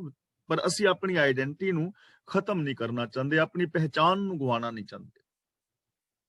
ਇਸ ਲਈ ਜੋ ਵੀ ਜਦੋਂ ਵੀ ਰੱਬ ਦੇ ਅੰਦਰ ਸਮਾਣਾ ਚਾਹੇ ਸਮਾ ਸਕਦਾ ਹੈ, ਪਰ ਉਹਨੂੰ ਆਪਣਾ ਆਪ ਛੱਡਣਾ ਪਵੇਗਾ, ਆਪਣੀ ਸੋਚ ਬਦਲਣੀ ਪਵੇਗੀ, ਆਪਣੀ ਮੱਤ ਛੱਡਣੀ ਪਵੇਗੀ, ਆਪਣੇ ਜੀਵਨ ਦਾ ਢੰਗ ਤਬਦੀਲ ਕਰਨਾ ਪਵੇਗਾ, ਆਪਣਾ ਨਜ਼ਰੀਆ ਚੇਂਜ ਕਰਨਾ ਪਵੇਗਾ। ਨਜ਼ਰੀਆ ਗੁਰੂ ਵਾਲਾ ਹੁਣ ਬਣਾ ਲਓ ਤੇ ਤੁਸੀਂ ਰੱਬ ਦੇ ਅੰਦਰ ਹੁਣੀ ਸਮਾ ਜਾਓਗੇ। ਤਾਂ ਗੁਰੂ ਜੀ ਕਹਿੰਦੇ ਨੇ ਉਸ ਪ੍ਰਭੂ ਨੂੰ ਕਿਉਂ ਭੁਲਾਇਆ ਜਾਏ ਜਿਹੜਾ ਚਿਰਾਂ ਤੋਂ ਟੁੱਟਿਆਂ ਹੋਇਆਂ ਨੂੰ ਆਪਣੇ ਨਾਲ ਗੰਢ ਲੈਂਦਾ ਹੈ। ਗੁਰਪੂਰੈ, ਇੱਥੇ ਵਿਸਰਾਮ ਲਗਾਵਾਂਗੇ। ਤਤ ਇਹ ਬੁਝਾਇਆ, ਇਹਨੂੰ ਇਹ ਕਰਕੇ ਨਹੀਂ ਬੋਲਣਾ, ਈੜੀ ਨਾਲ ਸਿਹਾਰੀਏ ਈ ਹੈ, ਇਹ ਵੀ ਨਹੀਂ ਬੋਲਣਾ, ਹਾਹੇ ਦੇ ਨਾਲ ਦੁਲਾਵਾਂ ਨੇ। ਇਹ ਗੁਰਪੂਰੈ, ਗੁਰਪੂਰਾ ਮਤਲਬ ਪੂਰੇ ਗੁਰੂ ਨੇ, ਤਤ ਦਾ ਮਤਲਬ ਅਸਲੀਅਤ, ਰਿਐਲਿਟੀ। ਜਿਨ੍ਹਾਂ ਸੇਵਕਾਂ ਨੂੰ ਪੂਰੇ ਗੁਰੂ ਨੇ ਗੱਲ ਸਮਝਾਈ ਹੈ, ਅਸਲੀਅਤ ਸਮਝਾ ਦਿੱਤੀ। ਪ੍ਰਭ ਆਪਣਾ ਨਾਨਕ ਜਨ ਧਿਆਇਆ, ਆਪਣਾ ਨਾਨਕ ਜਨ ਧਿਆਇਆ। ਹੇ ਨਾਨਕ, ਉਹਨਾਂ ਸੇਵਕਾਂ ਨੇ ਆਪਣੇ ਪ੍ਰਭੂ ਦਾ ਮਤਲਬ ਧਿਆਨ ਵਿੱਚ ਰੱਖਿਆ ਹੈ, ਜਿਨ੍ਹਾਂ ਨੂੰ ਪੂਰੇ ਗੁਰੂ ਨੇ ਇਹ ਅਸਲੀਅਤ ਸਮਝਾ ਦਿੱਤੀ। ਜਾਂ ਦੂਜੇ ਲਫ਼ਜ਼ਾਂ ਵਿੱਚ ਕਹੀਏ ਵੀ ਜਿਨ੍ਹਾਂ ਨੇ ਗੁਰੂ ਤੋਂ ਇਸ ਅਸਲੀਅਤ ਨੂੰ ਸਮਝ ਲਿਆ। ਹੁਣ ਗੁਰੂ ਸਾਨੂੰ ਇਹ ਅਸਲੀਅਤ ਸਮਝਾਏਗਾ, ਪਰ ਸਮਝਾਏਗਾ ਤਾਂ ਜੇ ਅਸੀਂ ਸਮਝਣ ਵਾਸਤੇ ਗੁਰੂ ਦੇ ਚਰਨਾਂ ਵਿੱਚ ਜਾਵਾਂਗੇ। ਜੇ ਗੁਰੂ ਦੀ ਪਾਵਨ ਬਾਣੀ ਪੜਾਂਗੇ ਤਾਂ ਗੁਰੂ ਨੇ ਜਿਨ੍ਹਾਂ ਨੂੰ ਇਹ ਅਸਲੀਅਤ ਸਮਝਾ ਦਿੱਤੀ, ਜਿਨ੍ਹਾਂ ਦੀ ਸਮਝ ਵਿੱਚ ਗੁਰੂ ਬਾਣੀ ਰਾਹੀਂ ਇਹ ਉਹਨਾਂ ਨੇ ਫਿਰ ਆਪਣੇ ਪ੍ਰਭੂ ਦਾ ਹੀ ਧਿਆਨ ਧਰਿਆ ਹੈ। ਉਹਨਾਂ ਦੇ ਧਿਆਨ ਵਿੱਚ ਸਿਰਫ ਰੱਬ ਰੱਬ ਦੇ ਗੁਣ, ਰੱਬ ਦਾ ਹੁਕਮ ਹੈ, ਫਿਰ ਉਹਨਾਂ ਦੇ ਦਿਮਾਗ ਦੇ ਅੰਦਰ, ਉਹਨਾਂ ਦੀ ਮਤ ਬੁੱਧੀ ਦੇ ਅੰਦਰ ਊਲ ਜਲੂਲ ਕੁਛ ਨਹੀਂ ਰਹਿੰਦਾ। ਉਹਨਾਂ ਨੂੰ ਇਸ ਚੀਜ਼ ਦੀ ਸਮਝ ਆ ਗਈ। ਹੁਣ ਦੇਖੋ, ਸਾਡੀ ਪ੍ਰੋਬਲਮ ਆਮ ਬੰਦੇ ਦੀ, ਸਾਰਿਆਂ ਦੀ ਨਹੀਂ, ਆਮ ਬੰਦੇ ਦੀ ਪ੍ਰੋਬਲਮ ਇਹ ਹੈ ਕਿ ਸਾਨੂੰ ਸਮਝਾਣਾ ਹੈ ਗੁਰੂ ਨੇ, ਗੁਰੂ ਗ੍ਰੰਥ ਸਾਹਿਬ ਦੀ ਬਾਣੀ, ਬਾਣੀ ਗੁਰੂ, ਗੁਰੂ ਹੈ ਬਾਣੀ, ਜਾਂ ਸਭ ਸਿੱਖਣ ਕੋ ਹੁਕਮ ਹੈ ਗੁਰੂ ਮਾਨਿਓ ਗ੍ਰੰਥ। ਗੁਰੂ ਹੈ ਸਾਡਾ ਸ੍ਰੀ ਗੁਰੂ ਸਾਹਿਬ। ਤੱਤ ਦੀ ਸਮਝ ਸਾਨੂੰ ਆਉਣੀ ਗੁਰੂ ਦੀ ਪਾਵਨ ਬਾਣੀ ਤੋਂ। ਤੇ ਅਸੀਂ ਸਮਝਣਾ ਕਿਵੇਂ ਆ? ਕਿਸੇ ਬਾਬੇ ਦਾ ਕਦੇ ਅਸੀਂ ਕਹਿੰਦਾ ਕਿ ਫਲਾਂ ਇੰਜ ਕਹਿੰਦਾ, ਫਲਾਂ ਵਿਦਵਾਨ ਇੰਜ ਕਹਿੰਦਾ, ਆਪਣੀ ਕਿਤਾਬ ਦੇ ਵਿੱਚ ਇਹ ਲਿਖਿਆ ਹੈ, ਉਸ ਮੈਂ ਪੜ੍ਹਿਆ ਸੀ ਉੱਥੇ ਇਹ ਲਿਖਿਆ ਸੀ। ਹੁਣ ਅਸੀਂ ਸਮਝਣਾ ਕਿੱਥੋਂ ਚਾਹ ਰਹੇ ਹਾਂ? ਕਿਸੇ ਰਾਈਟਰ ਤੋਂ ਨਾ, ਕਿਸੇ ਹੋਰ ਕਿਤਾਬ ਤੋਂ ਨਾ, ਕਿਸੇ ਹੋਰ ਬੁੱਕ ਤੋਂ ਨਾ। ਅਸਲੀਅਤ ਦੀ ਸਮਝ ਆਉਣੀ ਸੀ ਗੁਰਬਾਣੀ ਤੋਂ, ਗੁਰੂ ਤੋਂ, ਤੇ ਅਸੀਂ ਸਮਝਣਾ ਚਾਹ ਰਹੇ ਹਾਂ ਕਿਤੇ ਹੋਰ ਤੋਂ। ਹੁਣ ਹੋਰ ਦੇ ਵਿੱਚ ਸੰਭਾਵਨਾ ਹੈ ਭੁੱਲਣ ਦੀ, ਭੁੱਲਣ ਅੰਦਰ ਸਭ ਕੋ ਭੁੱਲ ਗੁਰੂ ਕਾਰ। ਮੇਰੇ ਅੰਦਰ ਪੋਸੀਬਿਲਿਟੀ ਹੈ ਭੁੱਲ ਦੀ, ਗਲਤੀ ਦੀ। ਮੈਂ ਗਲਤ ਹੋ ਸਕਦਾ ਹਾਂ, ਆਮ ਹੋ ਸਕਦਾ ਹਾਂ, ਤੁਸੀਂ ਗਲਤ ਹੋ ਸਕਦੇ, ਕਿਉਂਕਿ ਮਤ ਸੀਮ ਰੱਬ ਔਰ ਗੁਰੂ ਅਭੁੱਲ, ਭੁੱਲਣ ਅੰਦਰ ਸਭ ਕੋ ਅਭੁੱਲ ਗੁਰੂ ਕਰਤਾਰ। ਸਾਡੀ ਜਿਹੜੀ ਪ੍ਰੋਬਲਮ ਹੈ ਕਿ ਅਸੀਂ ਗੁਰੂ ਤੱਤ ਨਹੀਂ ਸਮਝਿਆ, ਗੁਰੂ ਦੀ ਬਾਣੀ ਨੂੰ ਸਮਝਣ ਦੀ ਟਰਾਈ ਨਹੀਂ ਕੀਤੀ। ਅਸੀਂ ਹੋਰਨਾਂ ਲੋਕਾਂ ਤੋਂ ਸਮਝ ਕੀਤਾ, ਇਸ ਕਰਕੇ ਸਭੀ ਪਈ ਵਿਚਾਰਕ ਪੈਦਾ ਹੋਏ, ਔਰ ਉਹਨਾਂ ਨੂੰ ਵੀ ਛੱਡ ਦੇਈਏ। ਸਾਡੇ ਅੰਦਰ ਕੋਈ ਆਤਮਿਕ ਵਿਕਾਸ ਵੀ ਨਹੀਂ ਹੋਇਆ, ਜਿਨ ਅੰਦਰ ਵੀ ਅਸੀਂ ਨਹੀਂ ਸਮਾ ਦਾ ਦੀਦਾਰ ਵੀ ਨਹੀਂ। ਰੀਜਨ ਇੱਕੋ ਹੀ ਕਿਸਮ ਦੇ ਗੁਰੂ ਤੋਂ ਸਮਝਣ ਆਇਆ। ਜੇ ਗੁਰੂ ਨੇ ਇਹ ਅਸਲੀਅਤ ਸਮਝਾ ਦਿੱਤੀ, ਤਬ ਆਪਣਾ ਨਾਨਕ ਜਨ ਧਿਆਇਆ। ਉਹਨਾਂ ਜਨਾਂ ਨੇ ਸਿਰਫ ਦੇ ਹੁਕਮ ਨੂੰ ਅਪਣਾਇਆ, ਰੱਬੀ ਰਜ਼ਾ ਦੇ ਅੰਦਰ ਤੁਰੇ। ਹੁਣ ਗੁਰੂ ਜੀ ਸਾਨੂੰ ਅਗਲੀ ਗੱਲ ਦੱਸ ਰਹੇ ਨੇ, ਸਾਜਨ ਸਨ ਕਰੋ ਇਹ ਕਾਮ। ਸਾਜਨ ਦਾ ਮਤਲਬ, ਸਨ ਦਾ ਮਤਲਬ ਪਿਆਰੇ, ਕਰੋ ਦਾ ਮਤਲਬ ਕਰੋ, ਇਹ ਕਾਮ ਦਾ ਮਤਲਬ ਇਹ ਕੰਮ ਕਿ ਪਿਆਰੇ ਇਹ ਕੰਮ ਕਰੋ। ਇਹ ਨਾ ਵੀ ਮੇਰੀ ਇਹ ਪ੍ਰੋਬਲਮ ਹੈ ਨਾ, ਸਾਰੀ ਗੱਲਬਾਤ ਸੁਣ ਕੇ ਤੂੰ ਇੰਦ ਕਰ ਵੀ ਇੱਕ ਕੰਮ ਕਰ। ਜੇ ਤੂੰ ਕੰਮ ਕਰ ਲਵੇਂ ਤੇ ਸਾਰੀਆਂ ਸਮੱਸਿਆਵਾਂ ਹੱਲ ਹੋ ਸਕਦੀਆਂ। ਇਹ ਕੰਮ ਤਾਂ ਸਾਨੂੰ ਸਮਝਾ ਰਹੇ ਨੇ ਪਿਆਰੇ ਨੂੰ, ਇਹ ਕੰਮ ਕਰੋ, ਇਹ ਕਰ ਲੋ। ਜੇ ਤੁਸੀਂ ਇਹ ਕੰਮ ਕਰੀਆਂ ਸਮੱਸਿਆਵਾਂ ਹੱਲ ਹੋ ਜਾਣਗੀਆਂ। ਕਿਹੜਾ ਕੰਮ? ਆਨ ਤਿਆਗ ਜਪੋ ਹਰਨ। ਆਨ ਤਿਆਗ, ਤਿਆਗ ਲਗਾਣਾ ਹੈ।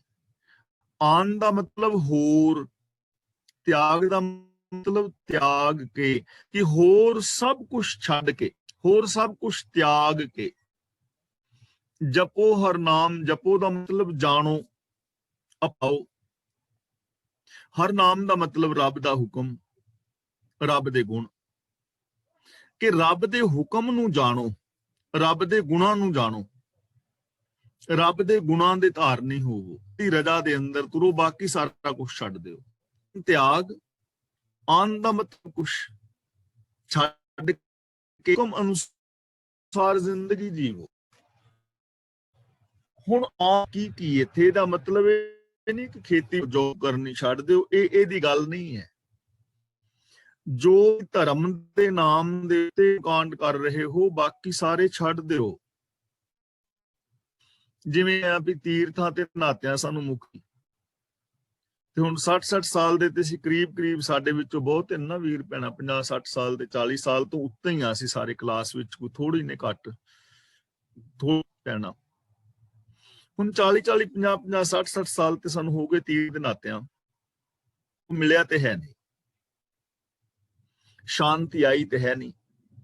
ਵਰਤ ਰੱਖਦਿਆਂ, ਨਰਾਤੇ ਕਰਦਿਆਂ, ਸਰਾਧ ਕਰਦਿਆਂ, ਧੂਫਾਂ ਤਖਾਂਦਿਆਂ, ਜੋਤ ਕੁੰਮ ਨਾਰੀ ਕਰ ਰਹੇ ਆ ਨਾ, ਭੋਗ ਲਵਾ ਰਹੇ ਆ, ਵਰਤ ਰੱਖ ਰਹੇ ਆ, ਤੀਰਥਾਂ ਤੇ ਜਾ ਰਹੇ ਆ, ਸੰਜਮ ਲੋਕ ਕਰ ਰਹੇ ਨੇ, ਯੋਗਾ ਕਰ ਰਹੇ ਨੇ, ਹੋਰ ਕਿੰਨੇ ਸਾਰੇ ਕਰਮ ਨੇ। ਇਹਨਾਂ ਨਾਲ ਮਿਲਿਆ ਤੇ ਕੱਖ ਨਹੀਂ, ਟਾਈਮ ਖਰਾਬ ਜ਼ਰੂਰ ਹੋਇਆ।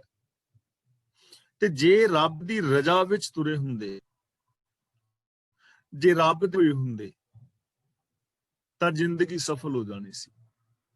ਇਹ ਓੰਕਾਰ ਤੋਂ ਲੈ ਕੇ ਗੁਰਪ੍ਰਸਾਦ ਤੱਕ ਜੋ ਸਾਨੂੰ ਗੁਣ ਦੱਸੇ ਨੇ ਗੁਰੂ ਜੀ ਨੇ ਰੱਬ ਦੇ, ਜੇ ਉਹਨਾਂ ਗੁਣਾਂ ਦੇ ਧਾਰਨੀ ਹੋਏ ਹੁੰਦੇ ਤਾਂ ਅਸੀਂ ਪ੍ਰਭੂ ਦਾ ਰੂਪ ਹੋ ਜਾਣਾ ਸੀ। ਆਸ ਪੌੜੀ ਦੀ ਵਿਚਾਰ ਕੀਤੀ ਹੈ, ਸੇਵ ਕੀਤੀ ਸੰਤੋਖੀ ਜਿਨੀ ਸੱਚੋ ਸੱਚ ਧਿਆਇਆ। 8-9 ਗੁਣ ਨੇ, ਜੇ ਉਹਨਾਂ ਗੁਣਾਂ ਦੇ ਧਾਰਨ ਹੋਏ ਹੁੰਦੇ ਸੀ ਪ੍ਰਭੂ ਦੇ ਕਿਰਪਾ ਦੇ ਪਾਤਰ ਬਣ ਜਾਣਾ ਸੀ। ਇਸ ਲਈ ਗੁਰੂ ਜੀ ਕਹਿੰਦੇ ਨੇ, ਆਨ ਤੇ ਹਰਨ ਬਾਕੀ ਕਰਮ ਕਾਂਡ ਛੱਡ ਕੇ ਮਨ ਮਤਾਂ ਦੇ ਗੁਰੂ ਰੱਬ ਦੇ ਗੁਣਾਂ ਦੇ ਧਾਰਨੀ ਪੜੋ। ਕੀ ਹੋਏਗਾ ਫਿਰ? ਸਿਮਰ ਸਿਮਰ ਸਿਮਰ ਸੁਖ ਪਾਵੋ। ਯਾਦ ਕਰ, ਜੇ ਤੁਸੀਂ ਮਨ ਬਚਨ ਕਰਮ ਕਰ ਰੱਬੀ ਗੁਣਾਂ ਨੂੰ ਯਾਦ ਰੱਖੋਗੇ, ਮਨ ਬਚਨ ਔਰ ਕਰਮ ਕਰਕੇ ਰੱਬੀ ਗੁਣਾਂ ਨੂੰ ਯਾਦ ਰੱਖ ਕੇ ਸੁਖ ਪਾਵੋ ਦਾ ਮਤਲਬ ਤੁਸੀਂ ਸੁਖ ਪਾ ਲਵੋਗੇ।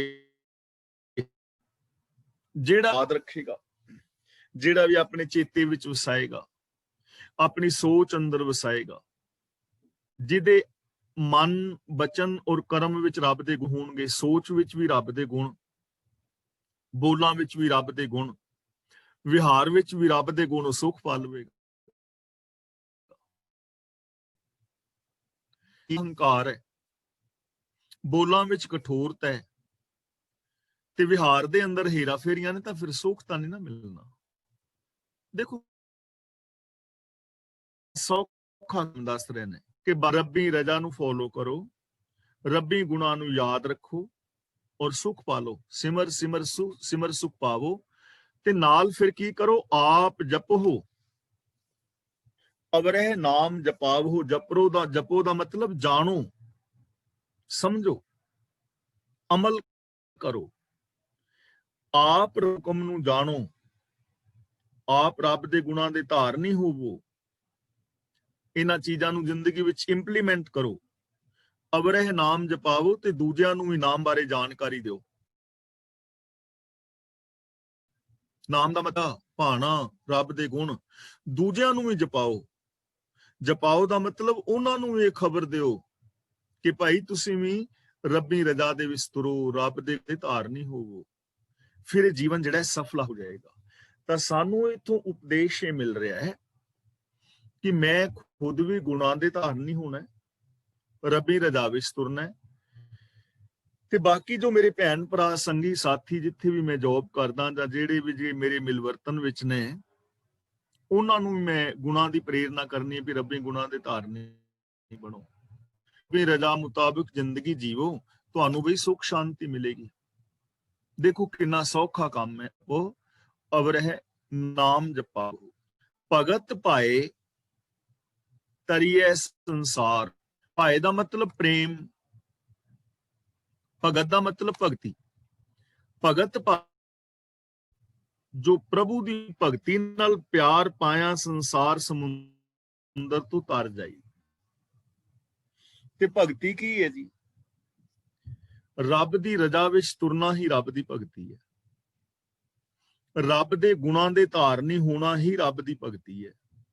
ਵਿਣ ਗੁਣ ਕੀਤੇ ਭਗਤ ਨਾ ਹੋਏ। ਰੱਬਾਂ ਦੇ ਧਾਰਨੀ ਹੋਣ ਤੋਂ ਬਿਨਾਂ ਭਗਤੀ ਨਹੀਂ ਹੋ ਸਕਦੀ।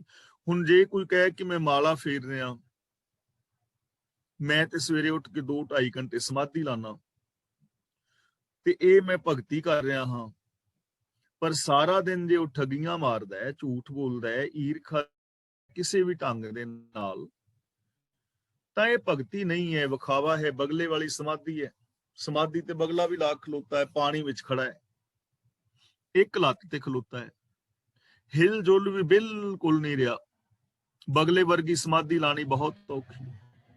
ਪਰ ਜਦੋਂ ਡੱਡੀ ਮੱਚੇ ਕੋਈ ਬਚ ਕੇ ਤੁਰ ਜਾਏ ਨਾਲ ਦੇ ਨਾਲ ਝੜੱਪਾ ਮਾਰ ਕੇ ਫੜ ਲੈਂਦਾ।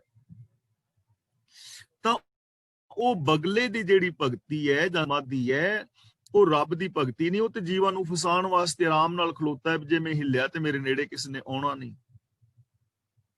ਇਸੇ ਤਰ੍ਹਾਂ ਜੇ ਕੋਈ ਸਮਾਧੀ ਲਾ ਰਿਹਾ ਹੈ, ਧਾਰਮਿਕ ਪਹਿਨਾਵਾ ਪਹਿਨਿਆ ਹੋਇਆ ਹੈ, ਔਰ ਜੇ ਉਹ ਲੋਕਾਂ ਨੂੰ ਇਮੋਸ਼ਨਲ ਬਲੈਕਮੇਲ ਕਰਨ ਵਾਸਤੇ ਕਰ ਰਿਹਾ ਸਾਰਾ ਕੁਝ, ਤਾਂ ਇਹ ਭਗਤੀ ਨਹੀਂ, ਇਹ ਠੱਗੀ ਹੈ। ਭਗਤੀ ਦਾ ਮਤਲਬ ਹੈ ਰੱਬ ਦੇ ਗੁਣਾਂ ਦੇ ਧਾਰਨੀ ਹੋਣਾ। ਭਗਤੀ ਦਾ ਮਤਲਬ ਹੈ ਰੱਬ ਦੀ ਰਜ਼ਾ ਵਿੱਚ ਜ਼ਿੰਦਗੀ ਜੀਣੀ। ਭਗਤੀ ਦਾ ਮਤਲਬ ਹੈ ਗੁਰਬਾਣੀ ਦੇ ਦਿੱਤੇ ਵੇ ਆਫ ਲਾਈਫ ਮੁਤਾਬਕ ਜੀਵਨ ਬਿਤਾਣਾ। ਤਾਂ ਗੁਰੂ ਜੀ ਕਹਿੰਦੇ ਨੇ ਜੋ ਰੱਬੀ ਰਜ਼ਾ ਹੈ, ਰੱਬੀ ਗੁਣ ਨੇ, ਉਹਨਾਂ ਦੇ ਨਾਲ ਪਿਆਰ ਪਾਇਆ। ਸੰਸਾਰ ਤੋਂ, ਸੰਸਾਰ ਦਾ ਮਤਲਬ ਵਿਕਾਰ, ਪਾਪ, ਅਪਰਾਧ, ਦੁੱਖ। ਬਿਨ ਭਗਤੀ ਤਨ ਹੋਸ ਛਾਰ, ਮਤਲਬ ਮਿੱਟੀ, ਹੋਸੀ ਦਾ ਮਤਲਬ ਹੋ ਜਾਏਗੀ। ਰੱਬੀ ਗੁਣਾ ਤੋਂ ਬਿਨਾ ਇਹ ਤਨ ਮਿੱਟੀ ਹੋ ਜਾਏਗਾ। ਮਿੱਟੀ ਦਾ ਮਤਲਬ ਬੇਕਾਰ ਚਲਾ ਜਾਏਗਾ, ਵਿਅਰਥ ਚਲਾ ਜਾਏਗਾ। ਦੇਖੋ, ਜੇ ਗੁਣਾਂ ਦੇ ਧਾਰਨੀ ਨਾ ਵੀ ਹੋਵੋਗੇ ਤਾਂ ਵੀ ਸਰੀਰ ਨੇ ਮਰ ਜਾਣਾ। ਗੁਣਾਂ ਦੇ ਧਾਰਨੀ ਹੋਵਾਂਗੇ ਤਾਂ ਵੀ ਸਰੀਰ ਨੇ ਮਰ ਜਾਣਾ। ਪਰ ਦੋ ਤਰ੍ਹਾਂ ਦੇ ਬੰਦੇ ਨੇ, ਉਹ ਨੇ ਜਿਨ੍ਹਾਂ ਨੇ ਇਸ ਦੁਨੀਆ ਵਿੱਚ ਪਾਪ ਅਪਰਾਧ ਕਮਾਏ, ਆਪ ਵੀ ਦੁਖੀ ਰਹੇ, ਲੋਕਾਂ ਨੂੰ ਵੀ ਦੁੱਖ ਪੈਦਾ ਕੀਤਾ, ਤੇ ਆਉਣ ਵਾਲੀਆਂ ਪੀੜ੍ਹੀਆਂ ਲਈ ਵੀ ਦੁੱਖਾਂ ਦੇ ਕੰਡੇ ਬੀਜ ਗਏ। ਇੱਕ ਤੇ ਉਹ ਨੇ, ਲੇਕਿਨ ਸਰੀਰ ਕਰਕੇ ਉਹ ਮਰ ਗਏ। ਇੱਕ ਉਹ ਨੇ ਜਿਨ੍ਹਾਂ ਨੇ ਚੰਗੀ ਜ਼ਿੰਦਗੀ ਜੀਵੀ, ਸੱਚਾਈ ਵਾਲੀ, ਦਇਆ ਵਾਲੀ, ਪਿਆਰ ਵਾਲੀ, ਔਰ ਉਹਨਾਂ ਨੇ ਲੋਕ ਭਲਾਈ ਦੇ ਬੜੇ ਸਾਰੇ ਕਰਮ ਕੀਤੇ, ਬਹੁਤ ਸਾਰੇ ਲੋਕਾਂ ਨੂੰ ਚੰਗੇ ਰਾਸਤੇ ਤੇ ਪਾਇਆ, ਆਪ ਵੀ ਸੁਖੀ ਰਹੇ, ਦੂਜਿਆਂ ਨੂੰ ਵੀ ਸੁੱਖ ਦਿੱਤਾ, ਤੇ ਆਉਣ ਵਾਲੀਆਂ ਪੀੜ੍ਹੀਆਂ ਵਾਸਤੇ ਵੀ ਸੁੱਖਾਂ ਦਾ ਰਾਹ ਪੱਧਰਾ ਕਰ ਗਏ। ਹੁਣ ਇਹਦੇ ਵਿੱਚੋਂ ਦੱਸੋ ਜ਼ਿਆਦਾ ਠੀਕ ਕੌਣ ਰਿਹਾ? ਸ਼ੁਭ ਗੁਣਾਂ ਵਾਲੇ ਦਾ ਨਾ, ਬਾਕੀ ਤੇ ਆਪਣੀ ਜ਼ਿੰਦਗੀ ਨੂੰ ਬੇਕਾਰ ਹੀ ਗਵਾ ਗਿਆ। ਤਾਂ ਗੁਰੂ ਜੀ ਕਹਿੰਦੇ ਨੇ ਤੁਹਾਡੇ ਇਸ ਤਨ ਨੇ ਛਾਰ ਹੋ ਜਾਣਾ ਹੈ, ਯਾਨੀ ਰਾਖ ਹੋ ਜਾਏਗਾ। ਇਹ ਨਿਕੰਮਾ ਹੈ ਸਰੀਰ, ਇਹ ਤੁਹਾਨੂੰ ਸੁੱਖ ਨਹੀਂ ਦੇਵੇਗਾ ਜੇ ਗੁਣਾਂ ਦੇ ਹੋਵੋਗੇ। ਜੇ ਔਗਣਾਂ ਦੇ ਧਾਰਨੀ ਹੋਗੇ ਤੇ ਸਰੀਰ ਵੀ ਖਰਾਬ ਹੋ ਜਾਏਗਾ। ਔਗਣਾਂ ਦੇ ਧਾਰਨੀ ਹੋਗੇ ਤੇ ਦੁੱਖ ਵੀ ਹੋਏਗਾ। ਜੇਲਾਂ ਵਿੱਚ ਜਾਓਗੇ, ਸ਼ਰਾਬਾਂ ਪੀ ਪੀ ਕੇ ਆਪਣਾ ਤਨ ਖਰਾਬ ਕਰੋਗੇ, ਧਨ ਖਰਾਬ ਕਰ ਲੋਗੇ, ਰਿਸ਼ਤੇ ਖਰਾਬ ਕਰ ਲੋਗੇ, ਬੇਕਾਰ ਹੋ ਜਾਏਗਾ ਨਾ। ਇਸ ਲਈ ਬਿਨਾਂ ਗੁਣਾਂ ਤੋਂ ਇਹ ਜਿਹੜਾ ਸਰੀਰ ਹੈ ਨਿਰਾਖ ਹੋ ਜਾਣਾ ਹੈ, ਇਹ ਵਿਅਰਥ ਹੈ, ਬੇਕਾਰ ਹੈ। ਇਹਦੀ ਕੀਮਤ ਤਾਂ ਹੀ ਹੈ ਜੇ ਅਸੀਂ ਗੁਣਾਂ ਦੇ ਧਾਰਨੀ ਹੁੰਦੇ ਹਾਂ। ਸਰਬ ਕਲਿਆਣ ਸੁਖ ਨਿਧ ਨਾਮ। ਕਲਿਆਣ ਦਾ ਮਤਲਬ ਭਲੇ ਭਾਗ, ਖੁਸ਼ੀਆਂ। ਕਲਿਆਣ ਦਾ ਮਤਲਬ ਖੁਸ਼ੀਆਂ। ਸੁਖ ਦਾ ਮਤਲਬ ਸੁਖ। ਸੁਖ ਨਿਧ ਦਾ ਮਤਲਬ ਸੁਖਾਂ ਦਾ ਖਜ਼ਾਨਾ, ਤੇ ਨਾਮ ਦਾ ਮਤਲਬ ਹੁਕਮ। ਸਰਬ ਕਲਿਆਣ ਸੁਖ ਨਿਧ ਨਾਮ, ਸਾਰੇ ਸੁਖਾਂ ਦਾ ਔਰ ਸਾਰੀਆਂ ਖੁਸ਼ੀਆਂ ਦਾ ਖਜ਼ਾਨਾ ਨਾਮ ਹੈ। ਨਾਮ ਦਾ ਮਤਲਬ ਹੁਕਮ, ਰੱਬ ਦਾ ਹੁਕਮ, ਰੱਬੀ ਰਜ਼ਾ ਵਿੱਚ ਤੁਰਨਾ, ਰੱਬੀ ਰਜ਼ਾ ਮੁਤਾਬਕ ਜ਼ਿੰਦਗੀ ਜੀਣੀ। ਜਾਂ ਅਸੀਂ ਸੌਖੇ ਵੇ ਆਫ ਲਾਈਫ ਸ੍ਰੀ ਗੁਰੂ ਗ੍ਰੰਥ ਸਾਹਿਬ ਜੀ ਦਿੰਦੇ ਨੇ, ਉਸ ਵੇ ਆਫ ਲਾਈਫ ਰੱਬੀ ਗੁਣਾਂ ਦੇ ਧਾਰਨੀ ਹੋਣਾ। ਇਹ ਸਾਰੀਆਂ ਖੁਸ਼ੀਆਂ ਔਰ ਸਾਰੇ ਸੁੱਖਾਂ ਦਾ ਖਜ਼ਾਨਾ ਹੈ। ਜਿੰਨੇ ਵੀ ਗੁਣ ਨੇ ਨਾ, ਸਤ, ਸੰਤੋਖ, ਦਇਆ, ਧਰਮ, ਧੀਰਜ, ਨਿਰਭੈਤਾ, ਨਿਰਵੈਰਤਾ, ਇਨਸਾਨੀਅਤ, ਪਿਆਰ, ਮੁਹੱਬਤ, ਇਮਾਨਦਾਰੀ, ਇਹ ਸਾਰੇ ਗੁਣ ਸੁੱਖਾਂ ਦਾ ਖਜ਼ਾਨਾ ਨੇ। ਇਹ ਤਾਂ ਗੱਲ ਅਸੀਂ ਸਾਰੇ ਸਮਝਦੇ ਹਾਂ। ਜਿਹੜੇ ਗੁਣਾਂ ਦੇ ਧਾਰਨੀ ਨੇ ਉਹ ਵੀ ਸਮਝਦੇ ਨੇ। ਜਿਹੜੇ ਗੁਣਾਂ ਦੇ ਧਾਰਨੀ ਨਹੀਂ, ਉਹਨਾਂ ਨੂੰ ਵੀ ਪਤਾ ਹੈ ਵੀ ਇਹ ਗੁਣ ਜਿਹੜੇ ਨੇ ਸੁੱਖਾਂ ਦਾ ਖਜ਼ਾਨਾ ਹੈ, ਤੇ ਖਜ਼ਾਨਾ ਕਦੇ ਮੁੱਕਣ ਵਾਲਾ ਨਹੀਂ ਹੁੰਦਾ। ਤੇ ਉਹ ਖਜ਼ਾਨਾ ਸਾਡੇ ਸਾਰਿਆਂ ਦੇ ਅੰਦਰ ਹੈ। ਗੁਣ ਦੁਨੀਆ ਦੇ ਹਰ ਇਨਸਾਨ ਵਿੱਚ ਮੌਜੂਦ ਨੇ, ਪਰ ਵਰਤ ਨਹੀਂ ਨਾ ਰਿਹਾ। ਕਿੰਨਾ ਅਣਜਾਣ ਹੈ ਮਨੁੱਖ, ਕਿੰਨਾ ਬੇਸਮਝ ਹੈ ਮਨੁੱਖ, ਕਿ ਗੁਣਾਂ ਦਾ ਖਜ਼ਾਨਾ, ਸੁੱਖਾਂ ਦਾ ਖਜ਼ਾਨਾ ਹਰ ਇੱਕ ਦੇ ਅੰਦਰ ਹੈ, ਪਰ ਉਹਨਾਂ ਦੀ ਵਰਤੋਂ ਨਹੀਂ ਕਰ ਰਿਹਾ। ਪ੍ਰੇਮ ਅੰਦਰ ਹੈ, ਪਰ ਇਹ ਬੰਦਾ ਈਰਖਾ ਕਰਦਾ ਹੈ। ਨਿਮਰਤਾ ਨਾਲ ਰਹਿ ਸਕਦਾ, ਪਰ ਹੰਕਾਰ ਦੇ ਨਾਲ ਫੂੰ ਫੂੰ ਕਰਦਾ ਫਿਰਦਾ ਹੈ। ਇਹ ਪਿਆਰ ਵਾਲੇ ਬੋਲ ਲੇਕਿਨ ਨਹੀਂ, ਤਾਂ ਫਿਰ ਐਸੇ ਬੰਦੇ ਨੂੰ ਕਿਵੇਂ ਖੁਸ਼ ਕੀਤਾ ਜਾ ਸਕਦਾ? ਤਾਂ ਗੁਰੂ ਜੀ ਕਹਿੰਦੇ ਨੇ ਪਿਆਰਿਓ, ਸਾਰੀਆਂ ਖੁਸ਼ੀਆਂ, ਸਾਰੇ ਸੁੱਖਾਂ ਦਾ ਖਜ਼ਾਨਾ ਪ੍ਰਭੂ ਦਾ ਹੁਕਮ ਹੈ। ਬੂੜਤ ਜਾਤ ਪਾਏ ਵਿਸਰਾਮ। ਬੂੜਤ ਜਾਤ ਦਾ ਮਤਲਬ ਡੁੱਬਦਾ ਜਾਂਦਾ, ਜਿਹੜਾ ਡੁੱਬਦਾ ਜਾਂਦਾ ਹੋਵੇ। ਵਿਸਰਾਮ ਦਾ ਮਤਲਬ ਟਿਕਾਣਾ। ਜੋ ਰੱਬੀ ਰਜ਼ਾ ਦੇ ਜਾਂ ਰੱਬੀ ਗੁਨਾਹ ਦੇ ਨਾਲ ਜੁੜੇਗਾ ਤਾਂ ਉਹ ਡੁੱਬਦਾ ਜਾਂਦਾ, ਉਹਨੂੰ ਸਹਾਰਾ ਮਿਲ ਜਾਏਗਾ। ਜਿਵੇਂ ਕੋਈ ਬੰਦਾ ਡੁੱਬ ਰਿਹਾ ਹੋਏ ਤੇ ਡੁੱਬਦੇ ਹੋਏ ਬੰਦੇ ਨੂੰ ਕਿਸੇ ਬੰਦਾ ਬਚ ਗਿਆ ਨਾ। ਇਸੇ ਤਰ੍ਹਾਂ ਜੇ ਕੋਈ ਬੰਦਾ ਵਿਕਾਰਾਂ ਵਿੱਚ ਡੁੱਬਦਾ ਪਿਆ, ਜਿਹਦੀ ਆਤਮਿਕ ਮੌਤ ਹੋ ਰਹੀ ਹੈ, ਅੰਦਰੋਂ ਇਨਸਾਨੀਅਤ ਮਰ ਰਹੀ ਹੈ, ਉਹਦੇ ਅੰਦਰੋਂ ਵਿਕਾਰਾਂ ਦੇ ਵਿੱਚ ਧੱਕੇ ਖਾਂਦਾ ਪਿਆ, ਤੇ ਜੇ ਉਹ ਬੰਦਾ ਰੱਬੀ ਰਜ਼ਾ ਵਿੱਚ ਤੁਰਨ ਲੱਗ ਜਾਏ, ਜੇ ਉਹ ਰੱਬ ਦੇ ਗੁਣਾਂ ਦਾ ਸਹਾਰਾ ਲੈ ਲਵੇ, ਤਾਂ ਉਹ ਵੀ ਡੁੱਬਣ ਤੋਂ ਬਚ ਜਾਏਗਾ। ਜਿਵੇਂ ਗੁਰੂ ਜੀ ਨੇ ਕਿਹਾ ਹੈ ਨਾ, ਜੋ ਮੰਦਰ ਕੋ ਥੰਮੇ ਥੰਮਨ ਕਿਉਂ ਗੁਰ ਕਾ ਸ਼ਬਦ ਮਨੇ ਅਸਥੰਮਨ। ਜਿਵੇਂ ਡਿੱਗਦੇ ਹੋਏ ਮਕਾਨ ਨੂੰ ਥੰਮ ਦਾ ਸਹਾਰਾ ਹੈ, ਐਵੇਂ ਵਿਕਾਰਾਂ ਵਿੱਚ ਡਿੱਗਦੇ ਹੋਏ ਮਨ ਨੂੰ ਗੁਰੂ ਦੇ ਸ਼ਬਦ ਦਾ ਸਹਾਰਾ ਹੈ। ਉੱਥੇ ਡਿੱਗਣ ਦੀ ਗੱਲ ਕੀਤੀ, ਇੱਥੇ ਡੁੱਬਣ ਦੀ ਗੱਲ ਕੀਤੀ ਹੈ। ਕਿ ਜੇ ਕੋਈ ਵਿਕਾਰਾਂ ਵਿੱਚ ਡੁੱਬਦਾ ਹੈ, ਜਿਵੇਂ ਪਾਣੀ ਨੂੰ ਬੰਦਾ ਮਿਲ ਜਾਏ ਜਾਂ ਉਹਨੂੰ ਕਿਸ਼ਤੀ ਮਿਲ ਜਾਏ, ਜਾਂ ਡੁੱਬਦੇ ਹੋਏ ਨੂੰ ਕੋਈ ਟਹਿਣੀ ਹੱਥ ਵਿੱਚ ਆ ਜਾਏ, ਤੇ ਉਹ ਬਚ ਜਾਏਗਾ। ਇਸੇ ਤਰ੍ਹਾਂ ਜਿਹੜਾ ਈਰਖਾ, ਦਵੈਸ਼, ਵੈਰ, ਵਿਰੋਧ, ਹੰਕਾਰ ਦੇ ਵਿੱਚ ਡੁੱਬ ਰਿਹਾ ਹੈ, ਚਿੰਤਾਵਾਂ ਦੇ ਵਿੱਚ ਗੋਤੇ ਖਾਂਦਾ ਪਿਆ, ਜੇ ਉਹ ਰੱਬੀ ਗੁਣਾਂ ਦੇ ਨਾਲ ਜੁੜ ਜਾਏ ਤਾਂ ਉਹ ਵੀ ਬਚ ਜਾਏਗਾ। ਸਗਲ ਦੁੱਖ ਕਾ ਹੋਵਤ ਨਾਸ। ਗੁਰੂ ਜੀ ਕਹਿੰਦੇ ਨੇ ਤੁਹਾਡੇ ਸਾਰੇ ਦੁੱਖਾਂ ਦਾ ਨਾਸ ਹੋ ਜਾਏਗਾ। ਜਿਹੜੇ ਸਾਡੇ ਦੁੱਖ ਨੇ ਨਾ, ਮਾਨਸਿਕ ਰੋਗ ਨੇ, ਮਾਨਸਿਕ ਦੁੱਖ ਨੇ, ਚਿੰਤਾਵਾਂ ਨੇ, ਝੋਰੇ ਨੇ, ਕਾੜੇ ਅੰਦੇਸ਼ੇ ਨੇ, ਵਿਛੋੜੇ ਨੇ, ਹੋਰ ਕਈ ਕਿਸਮ ਦੇ ਦੁੱਖ ਨੇ ਨਾ ਬੰਦੇ ਨੂੰ ਲੱਗੇ ਹੋਏ। ਹਰ ਕੋਈ ਨਾ ਕੋਈ ਦੁੱਖ ਕਿਸੇ ਰੂਪ ਦੇ ਵਿੱਚ ਕਿਸੇ ਨਾ ਕਿਸੇ ਇਨਸਾਨ ਨੂੰ ਲੱਗਾ ਰਹਿੰਦਾ ਹੈ। ਤਾਂ ਗੁਰੂ ਜੀ ਕਹਿੰਦੇ ਨੇ ਸਾਰੇ ਦੁੱਖਾਂ ਦਾ ਵਿਨਾਸ਼ ਹੋ ਸਕਦਾ ਹੈ, ਪੋਸੀਬਿਲਿਟੀ ਹੈ, ਇਹ ਸੰਭਾਵਨਾ ਹੈ ਕਿ ਅਸੀਂ ਸਾਰੇ ਹੀ ਦੁਨੀਆ ਦੇ ਲੋਕ ਦੁੱਖਾਂ ਤੋਂ ਬਚ ਸਕਦੇ ਹਾਂ। ਸਾਡੇ ਦੁੱਖਾਂ ਦਾ ਨਾਸ਼ ਹੋ ਸਕਦਾ ਹੈ। ਹੋਏਗਾ ਕਿਵੇਂ? ਅਗਲੀ ਪੰਕਤੀ ਵਿੱਚ ਉਹਦਾ ਸਾਧਨ ਦੱਸਦੇ ਨੇ, ਨਾਨਕ ਨਾਮ ਜਪੋ ਗੁਣ ਤਾਸ। ਨਾਨਕ ਤੇ ਰੁਕ ਜਾਣਾ, ਨਾਨਕ ਨਾਮ ਜਪੋ ਗੁਣ ਤਾਸ। ਗੁਣ ਤਾਸ ਦਾ ਮਤਲਬ ਗੁਣਾਂ ਦਾ ਖਜ਼ਾਨਾ। ਨਾਮ ਦਾ ਮਤਲਬ ਰੱਬ ਦਾ ਹੁਕਮ।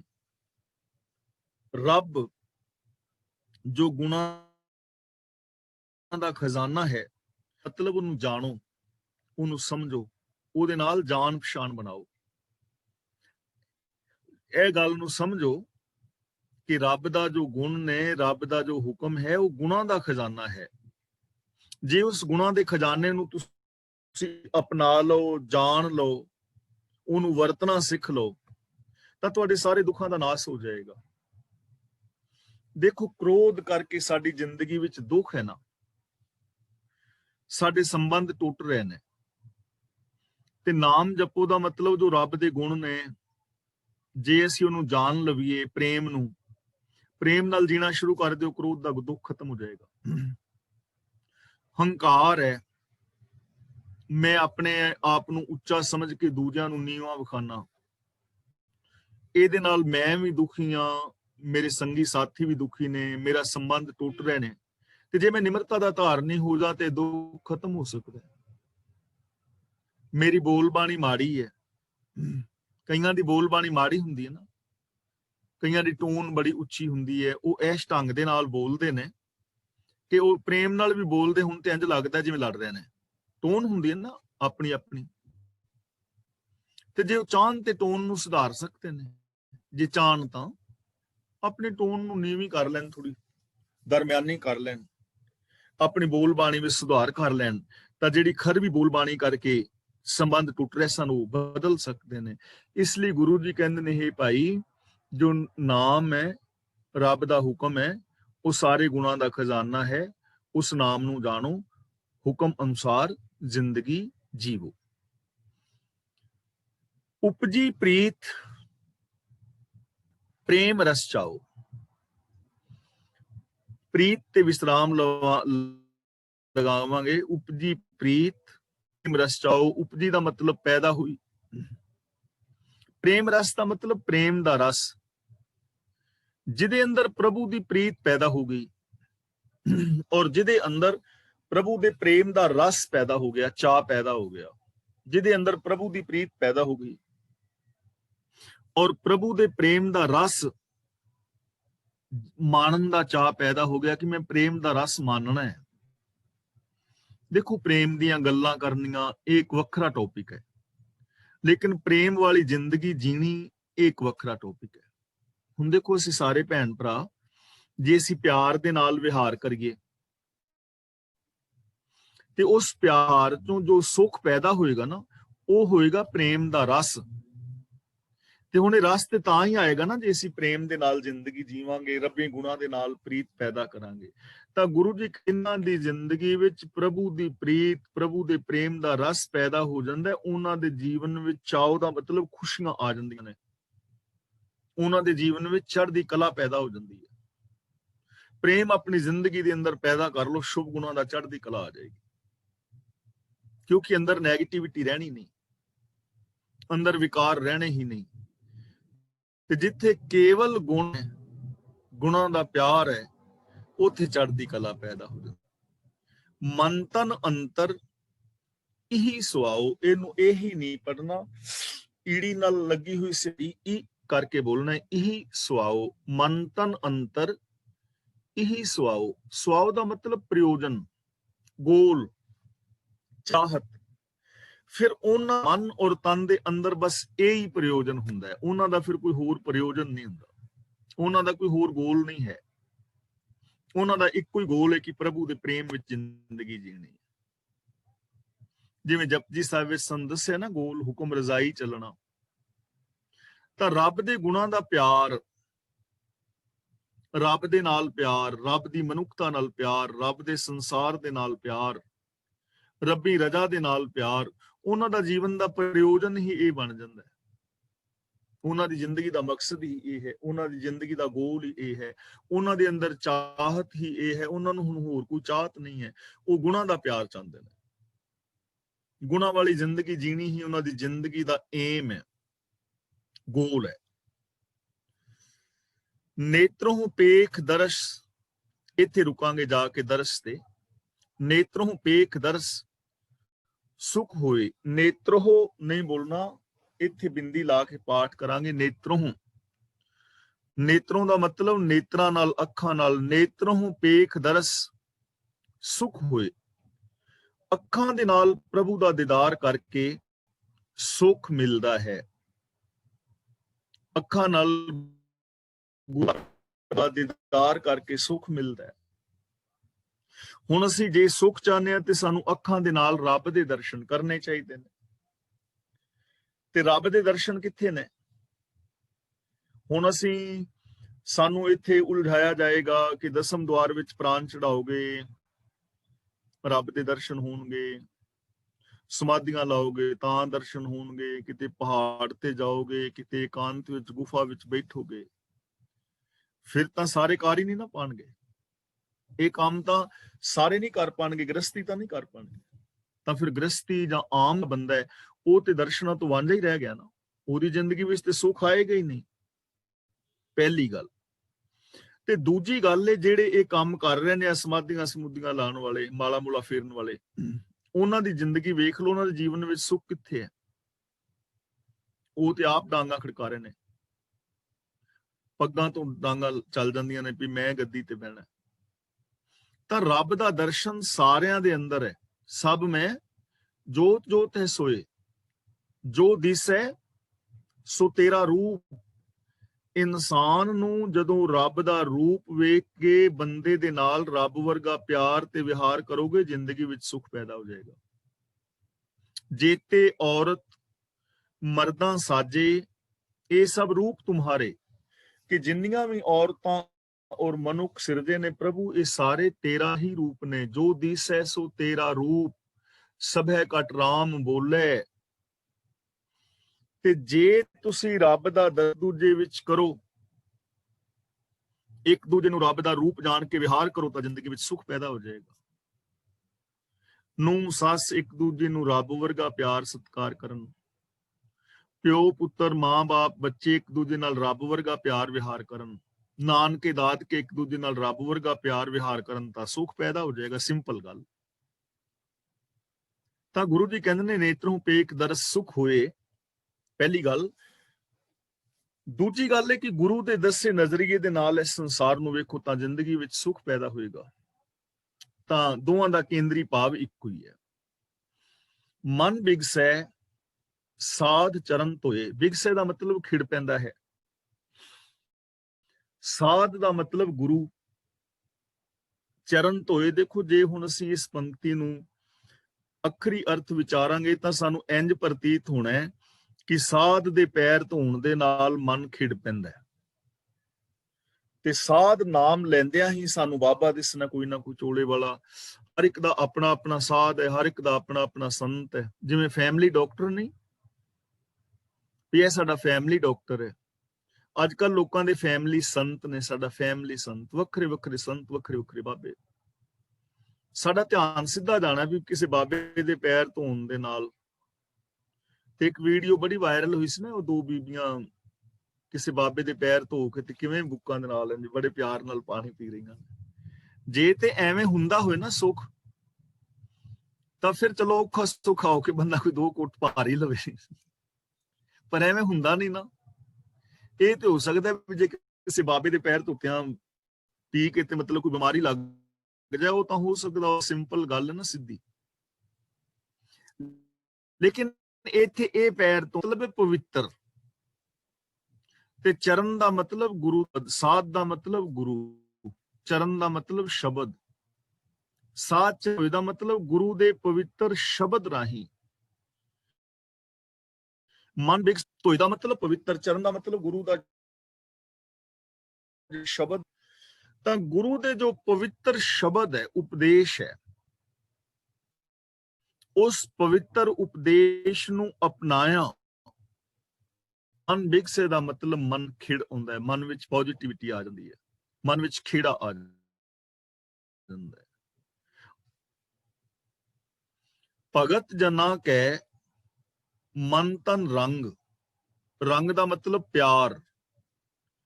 ਜੋ ਪ੍ਰਭੂ ਦੇ ਪਿਆਰੇ ਨੇ, ਉਹਨਾਂ ਦੇ ਮਨ ਵਿੱਚ ਵੀ ਔਰ ਉਹਨਾਂ ਦੇ ਤਨ ਵਿੱਚ ਵੀ ਪ੍ਰਭੂ ਦਾ ਪ੍ਰੇਮ ਟਿਕਿਆ ਰਹਿੰਦਾ ਹੈ। ਰੰਗ ਦਾ ਮਤਲਬ ਪ੍ਰੇਮ, ਮਨ ਵਿੱਚ ਵੀ ਔਰ ਤਨ ਵਿੱਚ ਵੀ। ਜਿਨ੍ਹਾਂ ਦੇ ਮਨ ਔਰ ਤਨ ਦੇ ਅੰਦਰ ਪ੍ਰਭੂ ਦਾ ਪ੍ਰੇਮ ਟਿਕ ਗਿਆ, ਉਹ ਰੱਬ ਦੇ ਭਗਤ ਨੇ, ਉਹ ਰੱਬ ਦੇ ਪਿਆਰੇ ਨੇ। ਤੇ ਰੱਬ ਦੇ ਜੋ ਪਿਆਰੇ ਨੇ, ਉਹਨਾਂ ਮਨ ਔਰ ਤਨ ਦੇ ਅੰਦਰ ਰੱਬ ਦਾ ਪਿਆਰ ਟਿਕਿਆ ਹੋਇਆ ਹੈ, ਰੱਬੀ ਗੁਣਾਂ ਦਾ ਪਿਆਰ ਟਿਕਿਆ ਹੈ, ਗੁਰੂ ਦੀ ਵਿਚਾਰਧਾਰਾ ਟਿਕੀ ਹੈ। ਰੱਬੀ ਗੁਣਾਂ, ਕੋਈ ਵੀ ਸ਼ਬਦ ਵਰਤ ਲਓ, ਜਿੰਨਾ ਸ਼ਬਦ ਚਾਹੁੰਦੇ ਆ ਕਿ ਸਾਡੀ ਜ਼ਿੰਦਗੀ ਦੇ ਅੰਦਰ ਵੀ ਖੁਸ਼ੀਆਂ ਆਉਣ, ਤਾਂ ਫਿਰ ਸਾਨੂੰ ਮਨ ਔਰ ਤਨ ਕਰਕੇ ਗੁਰੂ ਦੇ ਨਾਲ ਪਿਆਰ ਕਰਨਾ ਚਾਹੀਦਾ ਹੈ। ਮਨ ਔਰ ਤਨ ਦੇ ਅੰਦਰ ਪਿਆਰ ਟਿਕਣ ਦਾ ਮਤਲਬ ਇਹ ਨਹੀਂ ਉਹਨਾਂ ਦੀ ਸੋਚ ਵਿੱਚ ਵੀ ਗੁਰੂ ਦੇ, ਰੱਬ ਦੇ ਗੁਣ ਹੁੰਦੇ ਨੇ, ਤੇ ਤਨ ਦੇ ਨਾਲ ਵੀ ਉਹ ਕੰਮ ਕਰਦੇ ਨੇ ਜਿਹੜੇ ਕੰਮ ਗੁਰੂ ਨੂੰ ਮਨਜ਼ੂਰ ਨੇ। ਜਿਵੇਂ 6 ਗੱਲਾਂ ਆਪਾਂ ਗਿਣੀਆਂ ਨੇ ਕਈ ਵਾਰ, ਉਹ 6 ਦੇ 6 ਕੰਮ ਪਿਆਰ ਦੇ ਨਾਲ ਕਰਦੇ ਨੇ। ਉਹਨਾਂ ਦੀ ਮਾਨਸਿਕਤਾ ਵਿੱਚ ਵੀ ਪ੍ਰਭੂ ਦਾ ਪਿਆਰ, ਔਰ ਉਹਨਾਂ ਦੇ ਸਰੀਰਕ ਕੰਮ ਵੀ ਪ੍ਰਭੂ ਦੇ ਪਿਆਰ ਵਾਲੇ। ਬਿਰਲਾ ਕੋ ਪਾਵੇ ਸੰਗ, ਸੰਗ ਦਾ ਮਤਲਬ ਸਾਥ। ਵਿਰਲੇ ਵਿਰਲੇ ਬੰਦੇ ਰੱਬ ਦੇ ਪਿਆਰਿਆਂ ਦੀ ਸੰਗਤ ਕਰਦੇ ਨੇ। ਵਿਰਲੇ ਨੇ ਜਿਹੜੇ ਸੰਗਤ ਜਿਹਨੂੰ ਨਸੀਬ ਹੁੰਦੀ ਹੈ ਗੁਰੂ ਦੀ, ਪ੍ਰਭੂ ਦੀ, ਰੱਬੀ ਗੁਣਾਂ ਦੀ, ਪਿਆਰਿਆਂ ਦੀ, ਜੋ ਐਸੀ ਜ਼ਿੰਦਗੀ ਜੀਣ ਵਾਲੇ ਨੇ। ਵਿਰਲੇ ਨੇ ਜਿਨ੍ਹਾਂ ਨੂੰ ਐਸੋ ਜਿਹੀ ਸੰਗਤ ਨਸੀਬ ਹੁੰਦੀ ਹੈ, ਜੋ ਐਸੇ ਲੋਕਾਂ ਦੀ ਸੰਗਤ ਕਰਦੇ ਨੇ। ਹੁਣ ਜੇ ਐਸੇ ਲੋਕਾਂ ਦੀ ਸੰਗਤ ਕਰਾਂਗੇ ਨਾ, ਤਾਂ ਇਹ ਹੋਏਗਾ ਕਿ ਸਾਡੇ ਜੀਵਨ ਵਿੱਚ ਵੀ ਇਹੋ ਜਿਹੀ ਜ਼ਿੰਦਗੀ ਜੀਣ ਦਾ ਉਤਸ਼ਾਹ ਪੈਦਾ ਹੋਏਗਾ। ਤੇ ਜਦੋਂ ਅਸੀਂ ਸੰਗਤ ਹੀ ਕਰਾਂਗੇ ਉਹਨਾਂ ਦੀ, ਜਿਹੜੇ ਸਾਨੂੰ ਕਰਾਮਾਤੀ ਕਹਾਣੀਆਂ ਸੁਣਾਉਣ, ਮਰਨ ਤੋਂ ਬਾਅਦ ਵਾਲੇ ਨਰਕ ਸਵਰਗ ਵਾਲੇ ਝਮੇਲੇ ਪਾਣ, ਜਾਂ ਤੁਸੀਂ ਇਹ ਨੰਬਰ ਪਾ ਲਓ ਤੇ ਤੁਹਾਡੀ ਲਾਟਰੀ ਨਿਕਲ ਆਏਗੀ, ਜਾਂ ਇਹ ਸ਼ਬਦ ਪੜ੍ਹ ਲਓ ਤੇ ਤੁਹਾਡੇ ਮੁਕਦਮੇ ਜਿੱਤ ਜਾਣਗੇ। ਜੇ ਸੰਗਤ ਉਹਨਾਂ ਦੀ ਕਰਾਂਗੇ ਤੇ ਫਿਰ ਸਾਡੇ ਪ੍ਰੇਮ ਨਹੀਂ ਨਾ ਆਉਣ ਵਾਲਾ। ਨੇ ਜੋ ਇਹੋ ਜਿਹੇ ਇਨਸਾਨਾਂ ਦੀ ਸੰਗਤ ਕਰਦੇ ਨੇ, ਗੁਰੂ ਦੀ ਹਜ਼ੂਰੀ ਵਿੱਚ ਆਉਂਦੇ ਨੇ, ਜਾਂ ਜਿਨ੍ਹਾਂ ਨੂੰ ਐਸੇ ਲੋਕਾਂ ਦੀ ਸੰਗਤ ਮਿਲਦੀ ਹੈ, ਉਹ ਵਿਰਲੇ ਨੇ। ਭਾਵ ਕਿ ਵਿਰਲੇ ਨੇ ਜੋ ਐਸੇ ਇਨਸਾਨਾਂ ਦੀ ਸੰਗਤ ਕਰਦੇ। ਨਹੀਂ ਤੇ ਜੋ ਬਹੁਤੇ ਲੋਕ ਨੇ ਨਾ, ਉਹ ਕਰਮ ਕਾਂਡਾਂ ਵੱਲ ਪਏ ਹੋਏ ਨੇ। ਕਬੀਰ ਜੀ ਦਾ ਕਿੰਨਾ ਪਿਆਰਾ ਬਚਨ ਹੈ, ਕਬੀਰ ਜਿਹੇ ਮਾਰਗ ਪੰਡਿਤ ਗਏ, ਪਾਛੇ ਪਰੀ ਬਹੀਰ, ਜਹਾਂ ਤੇ ਪੁਜਾਰੀ ਹੋ ਗਏ ਨੇ,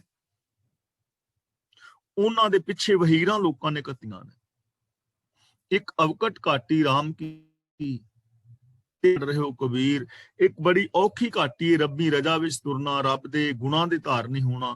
ਕਬੀਰ ਜੀ ਕਹਿੰਦੇ ਨੇ ਉਧਰ ਕਬੀਰ ਕੱਲਾ ਹੀ ਚੜਿਆ ਫਿਰਦਾ। ਮੈਂ ਉਸ ਘਾਟੀ ਵੱਲ ਜਾ ਰਿਹਾ ਜਿਹੜੀ ਰੱਬ ਦੇ ਗੁਣਾਂ ਦੀ ਹੈ। ਉਧਰ ਭੀੜ ਕੋਈ ਨਹੀਂ, ਪਰ ਕਰਮ ਕਾਂਡਾਂ ਵੱਲ ਭੀੜ ਹੈ। ਜਦੋਂ ਕਿਤੇ ਤੀਰਥ ਯਾਤਰਾ ਤੇ ਜਾ ਕੇ ਵੇਖੋ ਕਿੰਨੀ ਭੀੜ ਹੈ, ਤੇ ਸੱਚ ਬੋਲਣ ਵਾਲੇ ਪਾਸੇ ਕਿੰਨੇ ਕੁ ਨੇ ਲੋਕ, ਦਇਆ ਵਾਲੇ ਪਾਸੇ ਕਿੰਨੇ ਕੁ ਨੇ ਲੋਕ। ਜੋ ਅਸੀਂ ਗੁਰਬਾਣੀ ਦੀ ਗੱਲ ਰੋਜ਼ ਕਰ ਰਹੇ ਹਾਂ, ਇਹੋ ਜਿਹੀ ਜੇ ਜ਼ਿੰਦਗੀ ਵੇਖਣੀ ਹੋਵੇ ਤਾਂ ਕਿੰਨੇ ਕੁ ਚੰਦ ਕੁ ਲੋਕ ਨੇ। ਇਹਦਾ ਮਤਲਬ ਇਹ ਨਹੀਂ ਕਿ ਹੈ ਨਹੀਂ, ਹੈ ਨੇ ਪਰ ਘੱਟ ਨੇ ਨਾ। ਏਕ ਬਸਤ ਦੀਜੈ ਕਰ ਮਇਆ, ਏਕ ਬਸਤ, ਇੱਕ ਚੀਜ਼, ਮਇਆ ਦਾ ਮਤਲਬ ਮਿਹਰ। हे ਮਾਲਕ, ਰਹਿਮਤ ਕਰ ਤੇ ਮੈਨੂੰ ਰਹਿਮਤ ਕਰਕੇ ਇੱਕ ਚੀਜ਼ ਦੇ। ਇੱਕ ਚੀਜ਼, ਤੇ ਉਹ ਇੱਕ ਚੀਜ਼ ਕਿਹੜੀ ਹੈ? ਗੁਰ ਪ੍ਰਸਾਦ ਨਾਮ ਜਪ ਲਿਆ, ਗੁਰੂ ਦੀ ਕਿਰਪਾ ਦੇ ਨਾਲ ਕਿਸੇ ਨੇ ਤੇਰੇ ਵਿਰਲੇ ਨੇ ਤੇ ਪਿਆ ਹੈ। ਜਪ ਦਾ ਮਤਲਬ ਜਾਣਨਾ, ਨਾਮ ਦਾ ਮਤਲਬ ਹੁਕਮ। ਗੁਰੂ ਦੀ ਕਿਰਪਾ ਦੇ ਨਾਲ ਕਿਸੇ ਵਿਰਲੇ ਨੇ ਤੇਰੇ ਹੁਕਮ ਨੂੰ ਜਾਣਿਆ ਹੈ, ਤੇਰੇ ਹੁਕਮ ਅਨੁਸਾਰ ਜ਼ਿੰਦਗੀ ਜੀਵੀ ਹੈ।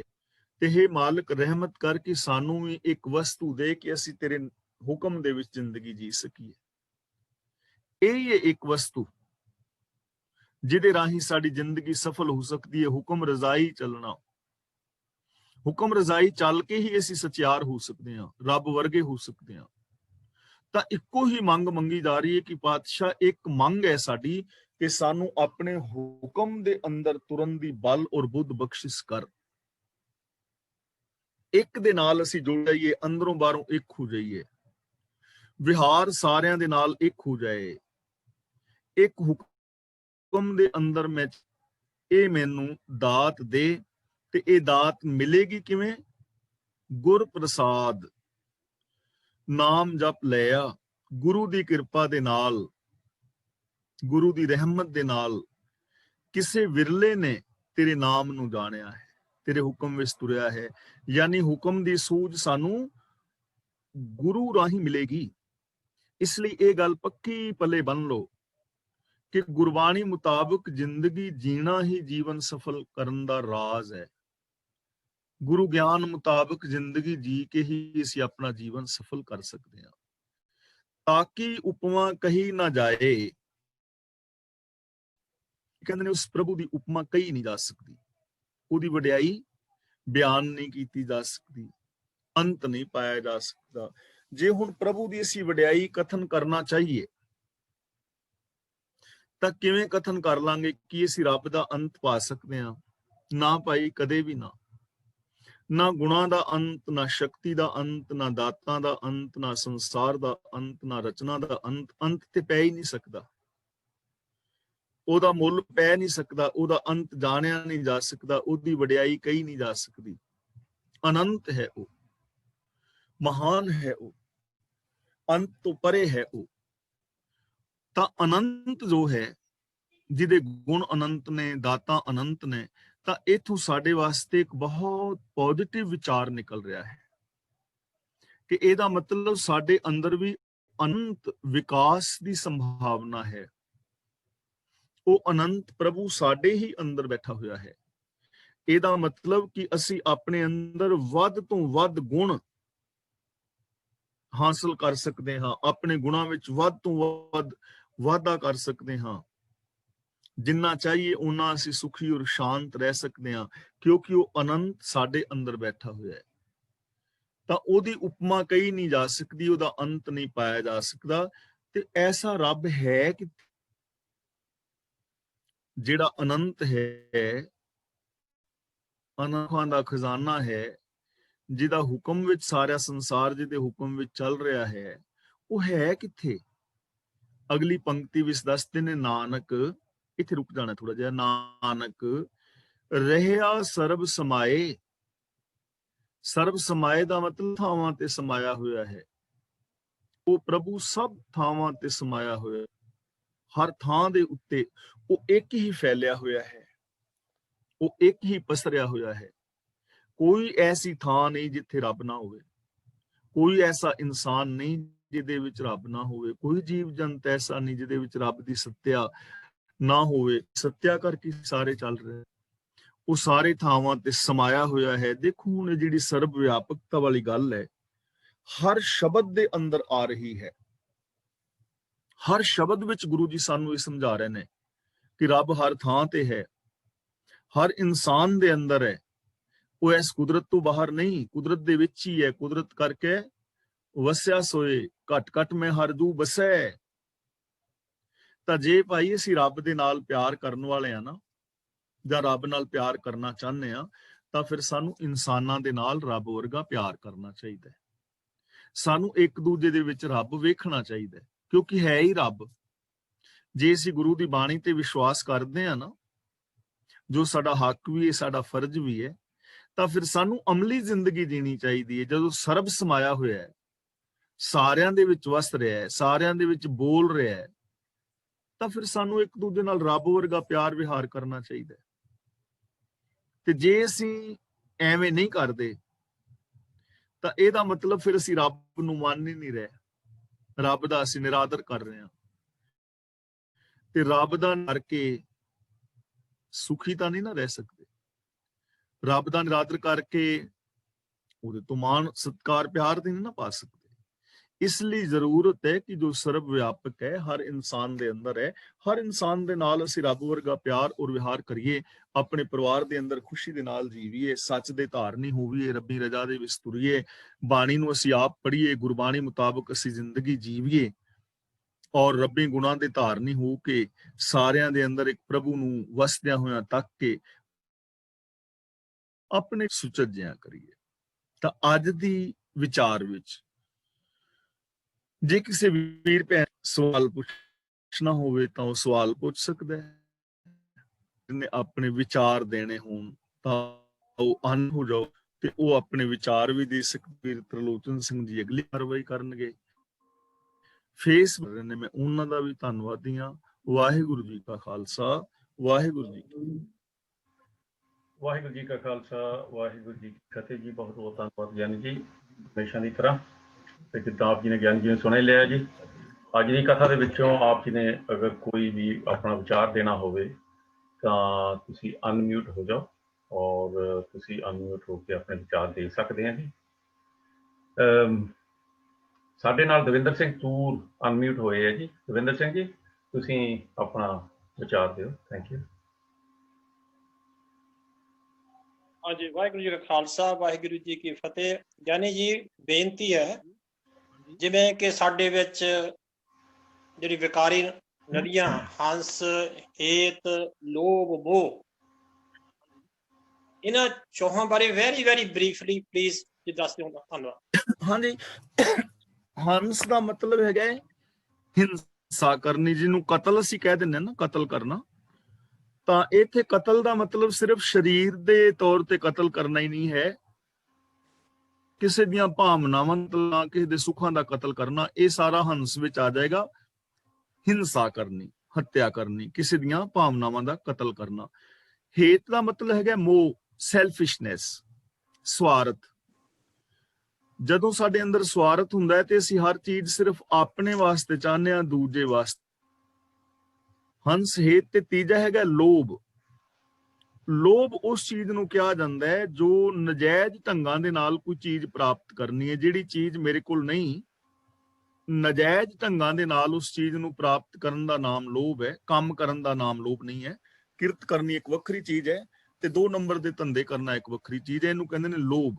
ਹੰਸ ਹੇਤ ਲੋਭ ਦਾ ਮਤਲਬ ਕ੍ਰੋਧ, ਗੁੱਸਾ। ਗੁੱਸਾ ਇੱਕ ਅੱਗ ਹੈ ਜਿਹਦੇ ਅੰਦਰ ਬੰਦਾ ਹਮੇਸ਼ਾ ਸੜਦਾ ਰਹਿੰਦਾ ਹੈ।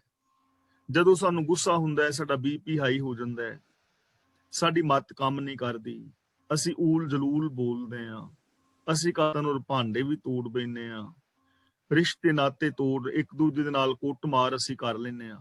ਤਾਂ ਇਹ ਚਾਰੇ ਜਿਹੜੇ ਵਿਕਾਰ ਨੇ, ਇਹਨਾਂ ਦੇ ਅੰਦਰ ਜਿਹੜਾ ਵੀ ਡਿੱਗੇਗਾ, ਭਾਵ ਇਹਨਾਂ ਦੀ ਵਰਤੋਂ ਕਰੇਗਾ, ਉਹ ਸੜੇਗਾ, ਉਹਦੇ ਅੰਦਰੋਂ ਇਨਸਾਨੀਅਤ ਖਤਮ ਹੋਏਗੀ, ਉਹਦੇ ਸੁੱਖ ਖਤਮ ਹੋ ਜਾਣਗੇ। ਹੰਸ ਹੇਤ ਲੋਭ ਕੋ ਚਾਰੇ ਨਦੀਆਂ ਅੱਗ, ਇਹ ਅੱਗ ਦੀਆਂ ਨਦੀਆਂ ਦੀ ਤਰ੍ਹਾਂ ਨੇ। ਪਵੇਂ ਦਾ ਮਤਲਬ ਜਿਹੜੇ ਇਹਦੇ ਵਿੱਚ ਪੈ ਜਾਂਦੇ ਨੇ, ਦੱਜੇ ਦਾ ਮਤਲਬ ਉਹ ਸੜ ਜਾਂਦੇ ਨੇ।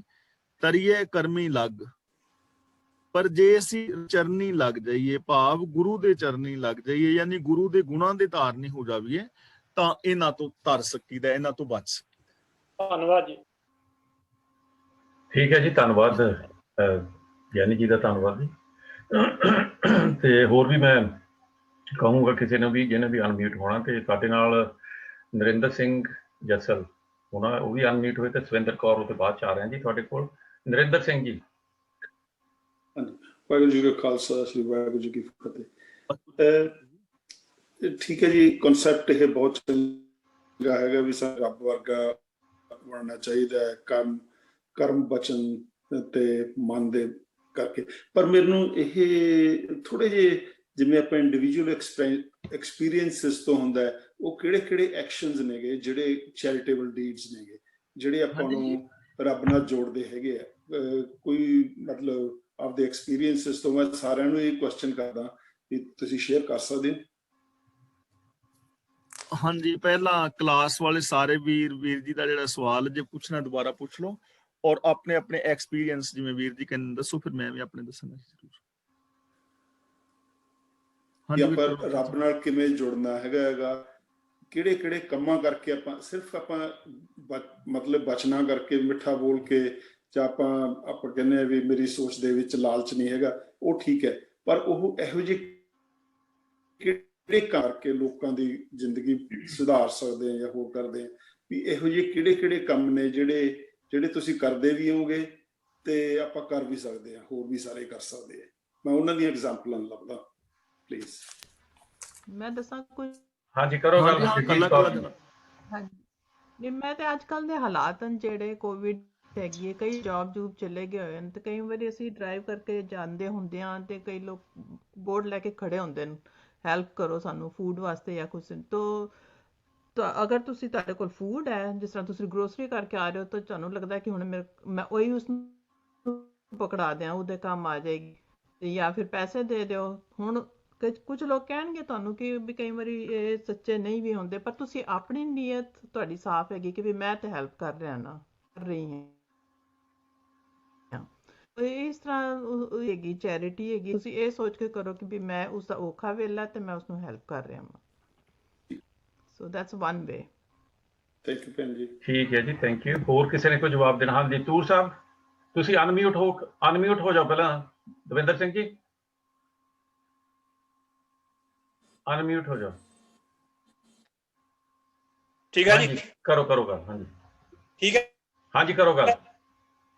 ਹਾਂਜੀ, ਤੁਹਾਡੇ ਕੁਐਸਚਨ ਦਾ ਬੇਸਿਕ ਤਾਂ ਰੀਜ਼ਨ ਇਹ ਹੀ ਆ ਕਿ ਮਨ ਰਾਹੀਂ, ਬਚਨਾਂ ਰਾਹੀਂ, ਕਰਮ ਰਾਹੀਂ ਉਸ ਪ੍ਰਮਾਤਮਾ ਨੂੰ, ਸੱਚੇ ਪ੍ਰਮਾਤਮਾ ਨੂੰ ਉਹਦਾ ਆਧਾਰ ਬਣਾ ਕੇ ਆਪਾਂ ਜੋ ਵੀ ਕਰ ਰਹੇ ਹਾਂ ਉਹ। ਧੰਨਵਾਦ। ਮੈਂ ਉਹ ਕਹਿੰਦਾ ਵੀ ਉਹ ਕਿਹੜੇ ਕੰਮ ਨੇ ਜਿਹੜੇ ਆਪਾਂ ਜੋ ਵੀ ਕਰਾਂਗੇ, ਉਹ ਕਿਹੋ ਜਿਹੇ ਕੰਮ ਨੇ? ਜਿਵੇਂ ਭੈਣ ਜੀ ਨੇ ਦੱਸਤਾ ਵੀ ਉਹ ਫੂਡ ਦੀ ਮਦਦ ਕਰਤੀ, ਕਿਸੇ ਨੂੰ ਪੈਸੇ ਦੀ ਮਦਦ ਕਰਤੀ। ਮੈਂ ਕਰ ਸਕਦੀ?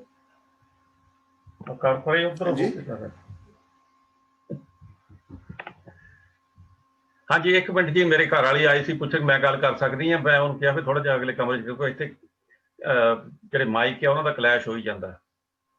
ਹਾਂਜੀ, ਜੇ ਸੁਣਦੀ ਆ ਤਾਂ ਮੇਰੀ ਗੱਲ ਕਰੋ ਜੀ। ਨਹੀਂ, ਉੱਧਰ ਉਹ ਕਨੈਕਸ਼ਨ ਟੁੱਟ ਗਿਆ ਜੀ। ਹਰਦੀਪ ਸਿੰਘ ਭੋਗਲ ਸਾਹਿਬ, ਤੁਸੀਂ ਦੱਸੋ। ਹਾਂਜੀ, ਮੈਂ ਤਾਂ ਨਾ ਸਿਰਫ ਇੰਨੀ ਕੀ ਗੱਲ ਕਹਿਣੀ ਹੈਗੀ ਹੈ कि जे कोई तुहानू मिलता है ना कि मददगार कोई तुहानू कहते मेरी सहायता कर, तो इदा समझो कि तुहानू सतगुरु ने सेवा का मौका दिता और उन्होंने परमात्मा समझ के सतगुरु समझ के उसकी सेवा करो। और जे तुसीं मुसीबत विच हैगे हो, थोड़ी मदद वास्ते कोई आ जांदा ते इदा समझ आत्मा थोड़ी सेवा मदद करने वास्ते आया। ठीक है जी। अवतार सिंह जी। ਜੀ ਇਹਦੇ ਨਾਲ ਚੀਟਿੰਗ ਬਹੁਤ ਆ, ਤੁਹਾਨੂੰ ਇਦਾਂ ਦਾ ਉਹ ਦੱਸ ਦਿੰਦੇ ਪਏ ਅਸੀਂ ਇਦਾਂ ਦੇ, ਪਰ ਉਦਾਂ ਦੇ ਹੈ ਨਹੀਂ। ਬਹੁਤ ਇਨਸੀਡੈਂਟ ਆ ਇੰਡੀਆ ਦੇ ਵਿੱਚ, ਆਪਣੀ ਅੱਖੀਂ ਤੁਸੀਂ ਦੇਖੋ। ਉਹਨਾਂ ਕੋਲ ਟ੍ਰਿਕ ਕਿੱਦਾਂ ਦੇ ਆ, ਤੁਹਾਨੂੰ ਕਨਵਿੰਸ ਕਰ ਦਿੰਦੇ ਵੀ ਲੈ ਵੇ ਮੈਂ ਮਰਦਾ ਜਾਣਾ, ਕੁਛ ਨਹੀਂ ਹੈ ਮੇਰੇ ਕੋਲ, ਕੱਖ ਨਹੀਂ ਹੈ। ਲੇਕਿਨ ਜਦੋਂ ਤੁਸੀਂ ਕਰ ਦਿੰਦੇ ਆ, ਉਹਦੇ ਅੱਗੇ ਪਿੱਛੇ ਹੋ ਕੇ ਦੇਖੋ, ਜਾਂ ਦੂਜਾ ਦੱਸੇਗਾ, ਉਹ ਕਹੇਗਾ ਇਹ ਤਾਂ ਉੱਥੇ ਦਾਰੂ ਪੀਂਦਾ, ਉਹਨੂੰ ਮੱਤ ਦੀ ਲੋੜ, ਰੋਟੀ ਦੀ ਲੋੜ ਨਹੀਂ ਉਹਨੂੰ ਹੈ, ਪਰ ਤੁਹਾਡੇ ਕੋਲੋਂ ਲੈ ਲੈਣਾ। ਹੁਣ ਉੱਥੇ ਸਾਡੇ ਡੱਬੇ ਵਾਲੇ ਬਾਜੀਗਰ ਨਹੀਂ ਆ, ਉਹ ਮੇਰਾ ਨਿਆਣਾ ਭੁੱਖਾ ਮਰਨ ਲੱਗਾ, 2 ਕਿਲੋ ਆਟੇ ਦੇ ਪੈਸੇ ਦੇ ਦਿਆ, ਤਾਂ ਉਹ ਤੇਰਾ ਬੰਦੇ ਉੱਥੇ ਘਰ ਬੈਠੇ ਆ, ਜਿੱਥੇ ਤੁਸੀਂ ਦੇਣਾ ਕਿਤੇ ਆਪ ਸਾਹਮਣੇ ਤੁਹਾਨੂੰ ਜਾਨੀ ਉਹਨਾਂ ਤੇ ਜਦ ਸੈੱਟ ਕੀਤੇ ਟਰਸਟ ਹੈ ਨਹੀਂ ਉੱਥੇ ਲੋਕਾਂ ਦਾ। ਤੁਹਾਡਾ ਜੀ ਕਰਦਾ ਉਹਦਾ ਚੈਰਿਟੀ ਵਾਸਤੇ, ਕਿਸੇ ਦੀ ਹੈਲਪ ਕਰਨ ਵਾਸਤੇ, ਪਰ ਜਿਹੜੇ ਇਦਾਂ ਦੇ ਬੰਦਿਆਂ ਨੂੰ ਤੁਸੀਂ ਦੇਖਦੇ ਆ, ਤੁਹਾਡਾ ਮਨ ਹੋਰ ਪਾਸੇ ਚੱਲ ਜਾਂਦਾ। ਠੀਕ ਹੈ ਜੀ, ਥੈਂਕ ਯੂ। ਹੋਰ ਕੋਈ ਜੀ? ਸਵਿੰਦਰ ਕੌਰ ਜੀ, ਤੁਸੀਂ ਵੀ ਅਨਮਿਊਟ ਆ। ਮੇਰਾ ਹਾਂਜੀ ਕਰੋ ਜੀ। ਸਵਿੰਦਰ ਕੌਰ ਜੀ, ਤੁਸੀਂ ਅਨਮਿਊਟ ਆ, ਕਰੋ ਗੱਲ। ਹਾਂਜੀ ਗਿਆਨੀ ਜੀ, ਵਾਹਿਗੁਰੂ ਜੀ ਕਾ ਖਾਲਸਾ, ਵਾਹਿਗੁਰੂ ਜੀ ਕੀ ਫਤਿਹ ਜੀ।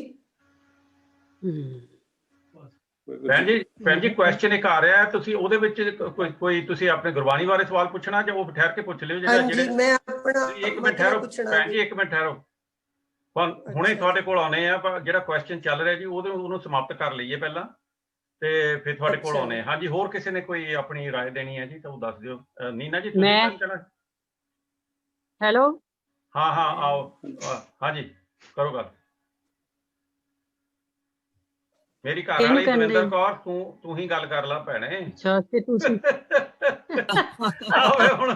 ਹੁਣ ਮੈਂ ਹੋਰ ਕਿੱਦਾਂ ਕਹਾਂ? ਮੈਂ ਕਿੰਨੀ ਵਾਰੀ ਕਹਿ ਚੁੱਕਾ ਵੀ ਕਰ ਲਓ ਗੱਲ। ਸਾਰਿਆਂ ਨੂੰ ਜੀ ਫਤਿਹ। ਮੇਰੇ ਖਿਆਲ ਦੇ ਵਿੱਚ ਉਹ ਜਿੱਦਾਂ ਸਾਰਿਆਂ ਨੇ ਕਿਹਾ ਕਿ ਬਾਹਰ ਵੀ ਦੇਖਣਾ ਠੀਕ ਆ, ਕਿ ਆਪਾਂ ਜਿੱਦਾਂ ਸੜਕ ਤੇ ਜਾਂਦੇ ਆ ਜਾਂ ਜਿੱਦਾਂ ਆਪਾਂ ਇੱਥੇ ਰਹਿੰਦੇ ਆ, ਉਹ ਠੀਕ ਆ। Bharat charity begins at home. ਮੈਂ ਇਸ ਚੀਜ਼ 'ਚ ਬਿਲੀਵ ਕਰਦੀ ਹਾਂ। ਸਾਡੇ ਵੀ ਕਈ ਰਿਸ਼ਤੇਦਾਰ ਏਦਾਂ ਦੇ ਹੋ ਸਕਦੇ ਆ ਜਿਨ੍ਹਾਂ ਨੂੰ ਬਹੁਤ ਹੈਲਪ ਦੀ ਲੋੜ ਹੋਵੇ, ਕਿਉਂਕਿ ਸਾਡਾ ਕੱਟ ਇਹ ਬਣਿਆ ਹੈ ਕਿ ਬਾਹਰ ਦੀ ਸੇਵਾ ਸੇਵਾ ਆ, ਘਰ ਦੀ ਸੇਵਾ ਸੇਵਾ ਨਹੀਂ। ਇਸ ਕਰਕੇ ਅਸੀਂ ਉਹਨਾਂ ਨੂੰ ਇਗਨੋਰ ਕਰਦੇ ਹਾਂ।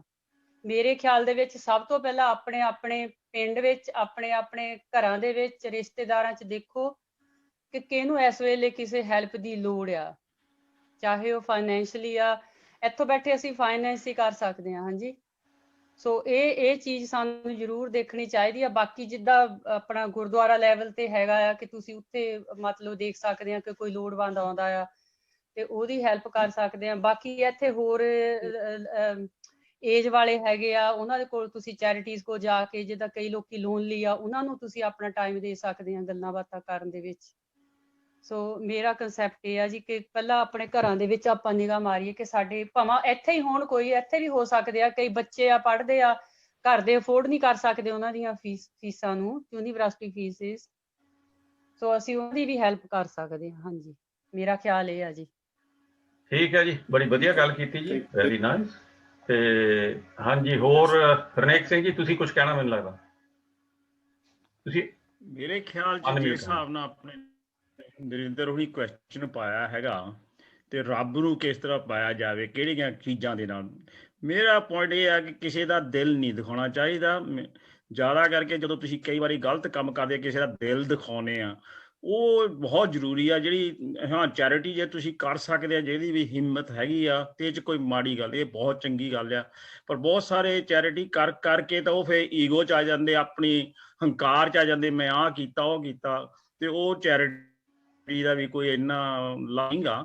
ਤੇ ਜੇ ਤੁਸੀਂ ਕਿਸੇ ਦਾ, ਮੇਰੇ ਖਿਆਲ ਨਾਲ ਕਿ ਕਿਸੇ ਨੂੰ ਬੁਰਾ ਨਹੀਂ ਕਹਿਣਾ ਚਾਹੀਦਾ, ਤੇ ਕਿਸੇ ਨਾਲ ਬੁਰਾ ਕਰਨਾ ਜਾਂ ਉਹਦਾ ਦਿਲ ਨਹੀਂ ਦਿਖਾਉਣਾ ਚਾਹੀਦਾ। ਮੇਰਾ ਪੁਆਇੰਟ ਹੈ। ਬਿਲਕੁਲ ਬਿਲਕੁਲ ਤੁਹਾਡੀ ਗੱਲ ਸਹੀ ਹੈ ਜੀ। ਤੇ ਇਹਦੇ ਨਾਲ ਨਾਲ ਕਈ ਤਰ੍ਹਾਂ ਦੀ ਸਫਾਈ ਕਰਨੀ ਪੈਣੀ ਹੈ। ਇੱਕ ਤਾਂ ਈਗੋ ਵਾਲੀ ਸਫਾਈ ਕਰਨੀ ਪੈਣੀ, ਉਹਦੇ ਵਿੱਚ ਉਹ ਜਿੱਦਾਂ ਮੇਰਾ ਵੀ ਕੁਐਸਚਨ ਇਹ ਸੀਗਾ ਨਾ, ਪਿਛਲੇ ਥਰਸਡੇ ਗਿਆਨੀ ਜੀ ਨੇ 6 ਚੀਜ਼ਾਂ ਦੱਸੀਆਂ ਸੀਗੀਆਂ ਜਿਨ੍ਹਾਂ ਤੇ ਆਪਾਂ ਧਿਆਨ ਮਾਰ ਕੇ ਜੇ ਆਪਾਂ ਉਹਨਾਂ ਨੂੰ ਸੁਧਾਰ ਲਈਏ, ਉਹਨਾਂ ਦੇ ਵਿੱਚੋਂ ਇੱਕ ਚੀਜ਼ ਇਹ ਵੀ ਆਉਂਦੀ ਆ, ਹੰਕਾਰ ਵੀ ਛੱਡਣਾ ਪੈਣਾ। ਤੇ ਜੇ ਤੁਸੀਂ ਜਿੱਦਾਂ ਤੁਸੀਂ ਕਿਹਾ ਨਾ ਵੀ ਚੈਰਿਟੀ ਕਰਕੇ ਬਾਅਦ ਵਿੱਚ ਤੁਹਾਡੇ ਹਉਮੈ ਆ ਗਏ, ਹੰਕਾਰ ਆ ਗਈ, ਤਾਂ ਉਹ ਕੀਤਾ ਕਰਾਇਆ ਤੁਹਾਡਾ ਸਾਰਾ ਜਿੱਦਾਂ ਕਹਿੰਦੇ ਖੂਹ 'ਚ ਪੈ ਜਾਂਦਾ ਆ। ਤੇ ਉਹਦੇ ਨਾਲ ਕਿਸੇ ਨੂੰ ਫਾਇਦਾ ਮਾੜਾ ਮੋਟਾ ਜਿੰਨਾ ਹੋਇਆ ਹੋਊਗਾ, ਪਰ ਤੁਹਾਡਾ ਜ਼ਰੂਰ ਨੁਕਸਾਨ ਹੋ ਜਾਂਦਾ ਕਿਉਂਕਿ ਤੁਸੀਂ ਹੋਰ ਕੁਝ ਪਾਲ ਲਿਆ ਵਿੱਚ। ਤੇ ਹਾਂਜੀ, ਹੋਰ ਕੋਈ ਕਿਸੇ ਨੇ? ਸੁਰਿੰਦਰ ਕੌਰ ਜੀ 2। ਅੱਛਾ ਜੀ, ਸੁਰਿੰਦਰ ਕੌਰ 2। ਹਾਂਜੀ, ਮੈਂ ਇਹੀ ਐਡ ਕਰਨਾ ਸੀਗਾ ਕਿ ਕਈ ਵਾਰੀ ਤੁਹਾਨੂੰ ਫਾਈਨੈਂਸ਼ੀਅਲ ਹੈਲਪ ਤੁਸੀਂ ਤੁਹਾਨੂੰ ਆਪਣੀ ਫੈਮਿਲੀ ਦੇ ਕਲੋਜ਼ ਭੈਣ ਜੀ ਨੇ ਕਿਹਾ ਕਿ ਚੈਰਿਟੀ ਬਿਗਿਨਸ ਐਟ ਹੋਮ।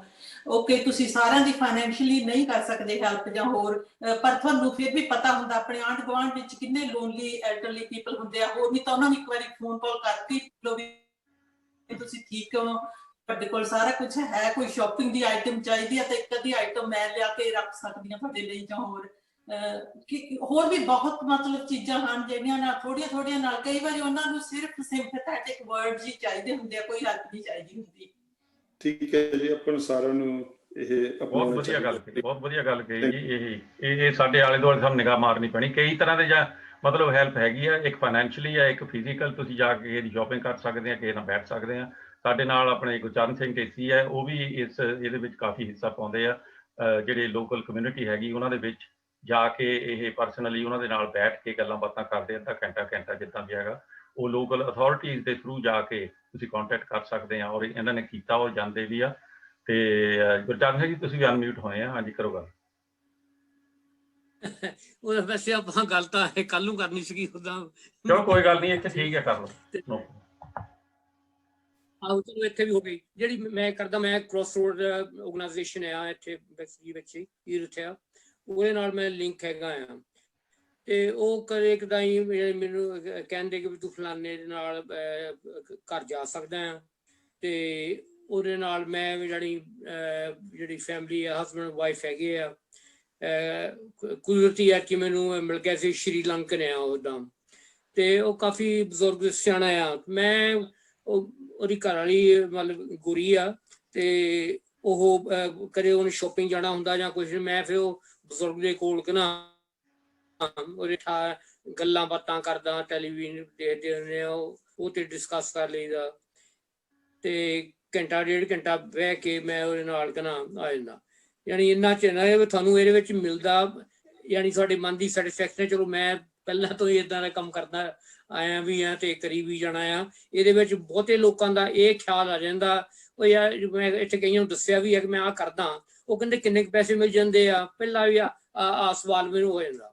ਇਹਦੇ ਵਿੱਚ ਪੈਸਾ ਕੋਈ ਨਹੀਂ ਹੈਗਾ, ਤੇ ਇਹ ਤੁਹਾਡੇ ਆਪਣੇ ਤੁਸੀਂ ਮਨੋਂ ਕਰਦੇ ਆ ਕਿ ਜੇ ਕੋਈ ਹਸਪੀਟਲੋਂ ਆਇਆ ਕਿ ਵੀ ਉਹ ਇਕੱਲਾ ਹੀ ਬੰਦਾ ਹੈਗਾ ਆ, ਤੁਸੀਂ ਉਹਦੇ ਘਰ ਜਾ ਕੇ ਉਹਦੀ ਪੁੱਛਗਿੱਛ ਕਰ ਸਕਦੇ ਆ। ਤੇ ਉਹਨਾਂ ਏਦਾਂ ਹੀ ਚੀਜ਼ਾਂ ਹੈਗੀਆਂ ਆ, ਤੁਸੀਂ ਮੇਰੇ ਖਿਆਲ ਦੇ ਵਿੱਚ ਕੀਤੀ ਜਾ ਸਕਦੀ ਹੈ। ਠੀਕ ਹੈ, ਧੰਨਵਾਦ ਜੀ ਬਹੁਤ ਬਹੁਤ। ਤੇ ਨਰਿੰਦਰ ਸਿੰਘ ਜੀ ਤੁਸੀਂ ਕਿੱਦਾਂ ਹੋਰ ਤੱਕ ਤੁਸੀਂ ਕੁਝ ਵੀ ਕਹਿਣਾ? ਮੈਂ ਆਪਣੇ ਗਿਆਨੀ ਸਿੰਘ ਹੋਰ ਸਿੰਘ ਜੀ ਕੋਲ ਬਹੁਤ ਤਰਲੋਚਨ ਜੀ, ਨੀਨਾ ਜੀ ਸੌਰੀ ਹਾਂਜੀ ਕਰੋ ਗੱਲ। ਹਾਂਜੀ, ਮੈਂ ਥੈਂਕਸ ਕਰਨਾ ਚਾਹੁੰਦੀ ਹਾਂ ਜਿਨੇ ਮੈਨੇ ਬੁਕਲੇਟ ਭੇਜੀ ਹੈ। बुकलेट में जिस देश नहीं रही सामने करो नीना हाँ सुनो सुनो थोड़ी राइट दी नहीं है, मैं बाद च दसांगी। इस ग्रुप दी नहीं है, मैं ਤੁਹਾਨੂੰ ਬਾਅਦ ਚ ਸਮਝਾਵਾਂਗੀ। ਅੱਛਾ ਠੀਕ ਹੈ ਜੀ, ਚੋਮਣੀ ਸ਼ਗਨ ਠੀਕ ਹੈ। ਕੁਲਦੀਪ ਕੌਰ ਤੁਹਾਡੇ ਨਾਲ ਗੱਲ ਕਰ ਲਓਗੇ ਜੀ। ਚਲੋ ਗਿਆਨੀ ਜੀ ਤੁਸੀਂ ਇਸ ਗੱਲ ਤੇ ਰੈਪ ਅਪ ਕਰ ਲਓ। ਹਾਂਜੀ ਜਿਵੇਂ ਵੀਰ ਜੀ ਨਰਿੰਦਰ ਸਿੰਘ ਨੇ ਜਿਹੜਾ ਸਵਾਲ ਕੀਤਾ ਸੀ, ਬਹੁਤ ਵਧੀਆ ਹੈ ਕਿ ਜੋ ਅਸੀਂ ਰੋਜ਼ਮर्रा ਦੀ ਜ਼ਿੰਦਗੀ ਵਿੱਚ ਅਸੀਂ ਜੋ ਕੰਮ ਕਰਦੇ ਹਾਂ, ਮਨ ਬਚਨ ਕਰਮ ਕਰਕੇ ਰੱਬ ਦੇ ਪ੍ਰਥਾਏ ਅਸੀਂ ਕੀ ਕੁਛ ਕਰ ਸਕਦੇ ਹਾਂ। ਬਹੁਤ ਸੋਹਣਾ ਸਵਾਲ ਹੈ ਤੇ ਸਾਰੇ ਵੀਰਾਂ ਨੇ ਤੁਸੀਂ ਆਪਣੇ ਵਿਚਾਰ ਦਿੱਤੇ ਨੇ। ਤੇ ਸਾਨੂੰ ਇਹਦੇ ਬਾਰੇ ਨਾ ਕਈ ਕੁਛ ਅਸੀਂ ਕਰ ਸਕਦੇ ਹਾਂ। ਜਿਵੇਂ ਜੇ ਕੋਈ ਬੰਦਾ ਡਿਪਰੈਸ਼ਨ ਵਿੱਚ ਹੈਗਾ ਤਾਂ ਉਹਨੂੰ ਅਸੀਂ ਪੋਜ਼ਿਟਿਵ ਸੋਚ ਦੇ ਸਕਦੇ ਹਾਂ। ਜੇ ਤੁਸੀਂ ਕੋਈ ਕਿਸੇ ਨੂੰ ਮਤਲਬ ਕੋਈ ਤੁਹਾਡੇ ਕੋਲ ਗੁਣ ਹੈ, ਜਿਵੇਂ ਆਪਾਂ ਪਹਿਲਾਂ ਹੀ ਮੈਂ ਵਿਚਾਰ ਕਰਨਾ, ਕਿਸੇ ਨੂੰ ਕੰਪਿਊਟਰ ਸਿਖਾ ਸਕਦੇ ਹੋ, ਕਿਸੇ ਨੂੰ ਪੰਜਾਬੀ ਬੋਲੀ ਸਿਖਾ ਸਕਦੇ ਹੋ, ਕਿਸੇ ਨੂੰ ਪੰਜਾਬੀ ਸਿਖਾ ਸਕਦੇ ਹੋ, ਤਾਂ ਤੁਸੀਂ ਆਪਣੇ ਚੌਗਿਰਦੇ ਜਿਹੜੀ ਇਹ ਨਾ ਸਾਫ਼ ਸਫਾਈ ਰੱਖ ਸਕਦੇ ਹੋ, ਜਾਂ ਤੁਸੀਂ এনवायरमेंट ਨੂੰ ਠੀਕ ਕਰਨ ਵਾਸਤੇ ਕਿਸੇ ਨੂੰ ਮਤਲਬ ਸੁਜੈਸ਼ਨਸ ਦੇ ਸਕਦੇ ਹੋ। ਔਰ ਇਸ ਤੋਂ ਇਲਾਵਾ ਜੇ ਕੋਈ ਬਜ਼ੁਰਗ ਨੂੰ ਸੜਕ ਪਾਰ ਕਰਾਣੀ ਹੈ, ਯਾਨੀ ਛੋਟੇ ਛੋਟੇ ਜਿਹੜੇ ਕੰਮ ਨੇ ਇਹਨਾਂ ਨੂੰ ਅਸੀਂ ਕਰਕੇ ਬਹੁਤ ਵੱਡੀਆਂ ਖੁਸ਼ੀਆਂ ਜਿਹੜੀਆਂ ਨਾ ਪ੍ਰਾਪਤ ਕਰ ਸਕਦੇ ਹਾਂ। ਔਰ ਉਹਦੇ ਵਾਸਤੇ ਮੈਂ ਥੋੜਾ ਆਪਣੇ ਵੱਲੋਂ ਐਡ ਕਰਨਾ ਚਾਹਾਂਗਾ ਕਿ ਅਸੀਂ ਨਾ ਜੇ ਕਰਨਾ ਚਾਹੀਏ ਤਾਂ ਬਹੁਤ ਕੁਝ ਕਰ ਸਕਦੇ ਹਾਂ। ਫਾਰ ਐਗਜ਼ਾਮਪਲ ਜਿਵੇਂ ਅਸੀਂ ਹੁਣ 5-7 ਵੀਰ ਨਾਲ ਮਿਲ ਕੇ ਨਾ ਇੱਥੇ ਪਿੰਡ ਹਲਵਾਣਾ ਹੈ ਕਰਨਾਲ ਡਿਸਟ੍ਰਿਕਟ ਵਿੱਚ, ਸ਼ਿਕਲੀਗਰਾਂ ਦਾ ਪਿੰਡ ਹੈ, 700 ਘਰ ਹੈ ਉੱਥੇ ਨਾ, ਤੇ ਉਹਨਾਂ ਦੇ ਵਿੱਚੋਂ 625 ਘਰ ਤਾਂ ਕਰੀਬ ਨਿਰੰਕਾਰੀ ਬਣ ਗਏ ਨੇ, ਤੇ 60-70 ਅਸੀਂ ਉੱਥੇ ਗਏ ਸੀ ਤੇ ਉਹ ਸਾਨੂੰ ਕਹਿਣ ਲੱਗੇ ਵੀ ਸਾਨੂੰ ਹੈਲਪ ਦੀ ਲੋੜ ਹੈ, ਵੀ ਜੇ ਕੋਈ ਸਾਡੇ ਬੱਚਿਆਂ ਨੂੰ ਪੰਜਾਬੀ ਪੜ੍ਹਾ ਦੇਵੇ।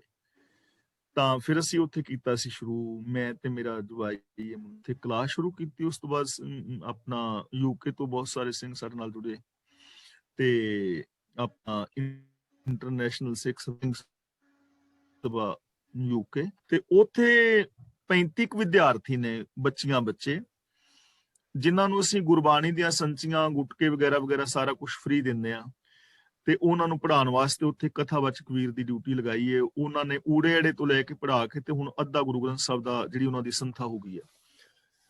ਨਾਲ ਉਹਨਾਂ ਨੂੰ ਸਕੂਲ ਦੀ ਪੜ੍ਹਾਈ ਵਾਸਤੇ ਕਿਹਾ ਵੀ ਤੁਸੀਂ BA MA ਤੱਕ ਪੜ੍ਹੋ, ਤੇ ਤੁਹਾਡਾ ਸਕੂਲ ਦਾ ਖਰਚਾ ਤੁਸੀਂ ਨਹੀਂ ਕਰ ਸਕਦੇ, ਕਿਤਾਬਾਂ, ਬੈਗ ਜਾਂ ਜੁੱਤੀਆਂ ਵਗੈਰਾ, ਵਰਦੀਆਂ, ਉਹ ਤੇ ਉਹਨਾਂ ਨੂੰ 6 ਮਹੀਨੇ ਬਾਅਦ ਲੈ ਕੇ ਦਿੰਦੇ ਰਹਿੰਦੇ ਆ।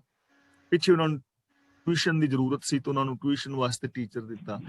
ਫਿਰ ਨਾਲ ਨਾ ਉੱਥੇ 10 ਮਸ਼ੀਨਾਂ ਲੈ ਕੇ ਅਸੀਂ ਦਿੱਤੀਆਂ ਨੇ। ਨਾਲ ਇੱਕ ਬੀਬੀ ਹੈਗੀ ਹੈ ਜਿਹੜੀ ਉਹਨਾਂ ਨੂੰ ਸਿਲਾਈ ਸੈਂਟਰ ਖੋਲਿਆ, ਸਿਲਾਈ ਸਿਖਾਉਂਦੀ ਹੈ, 3 ਮਹੀਨੇ ਦਾ ਕੋਰਸ ਹੈਗਾ, ਤੇ 125 ਕੁੜੀਆਂ ਜਿਹੜੀਆਂ ਨੇ ਉੱਥੋਂ ਸਿੱਖਿਆ ਲੈ ਕੇ ਤੇ ਆਪਣਾ ਉਹ ਕੰਮ ਕਰ ਰਹੀਆਂ ਨੇ। ਹੁਣ ਉਹਨਾਂ ਨੇ ਕੋਰਸ ਕਰ ਲਿਆ ਤੇ 20 ਕੁੜੀਆਂ ਦਾ ਇੱਕ ਹੋਰ ਹੈਗਾ ਹੁਣ ਬੈਚ।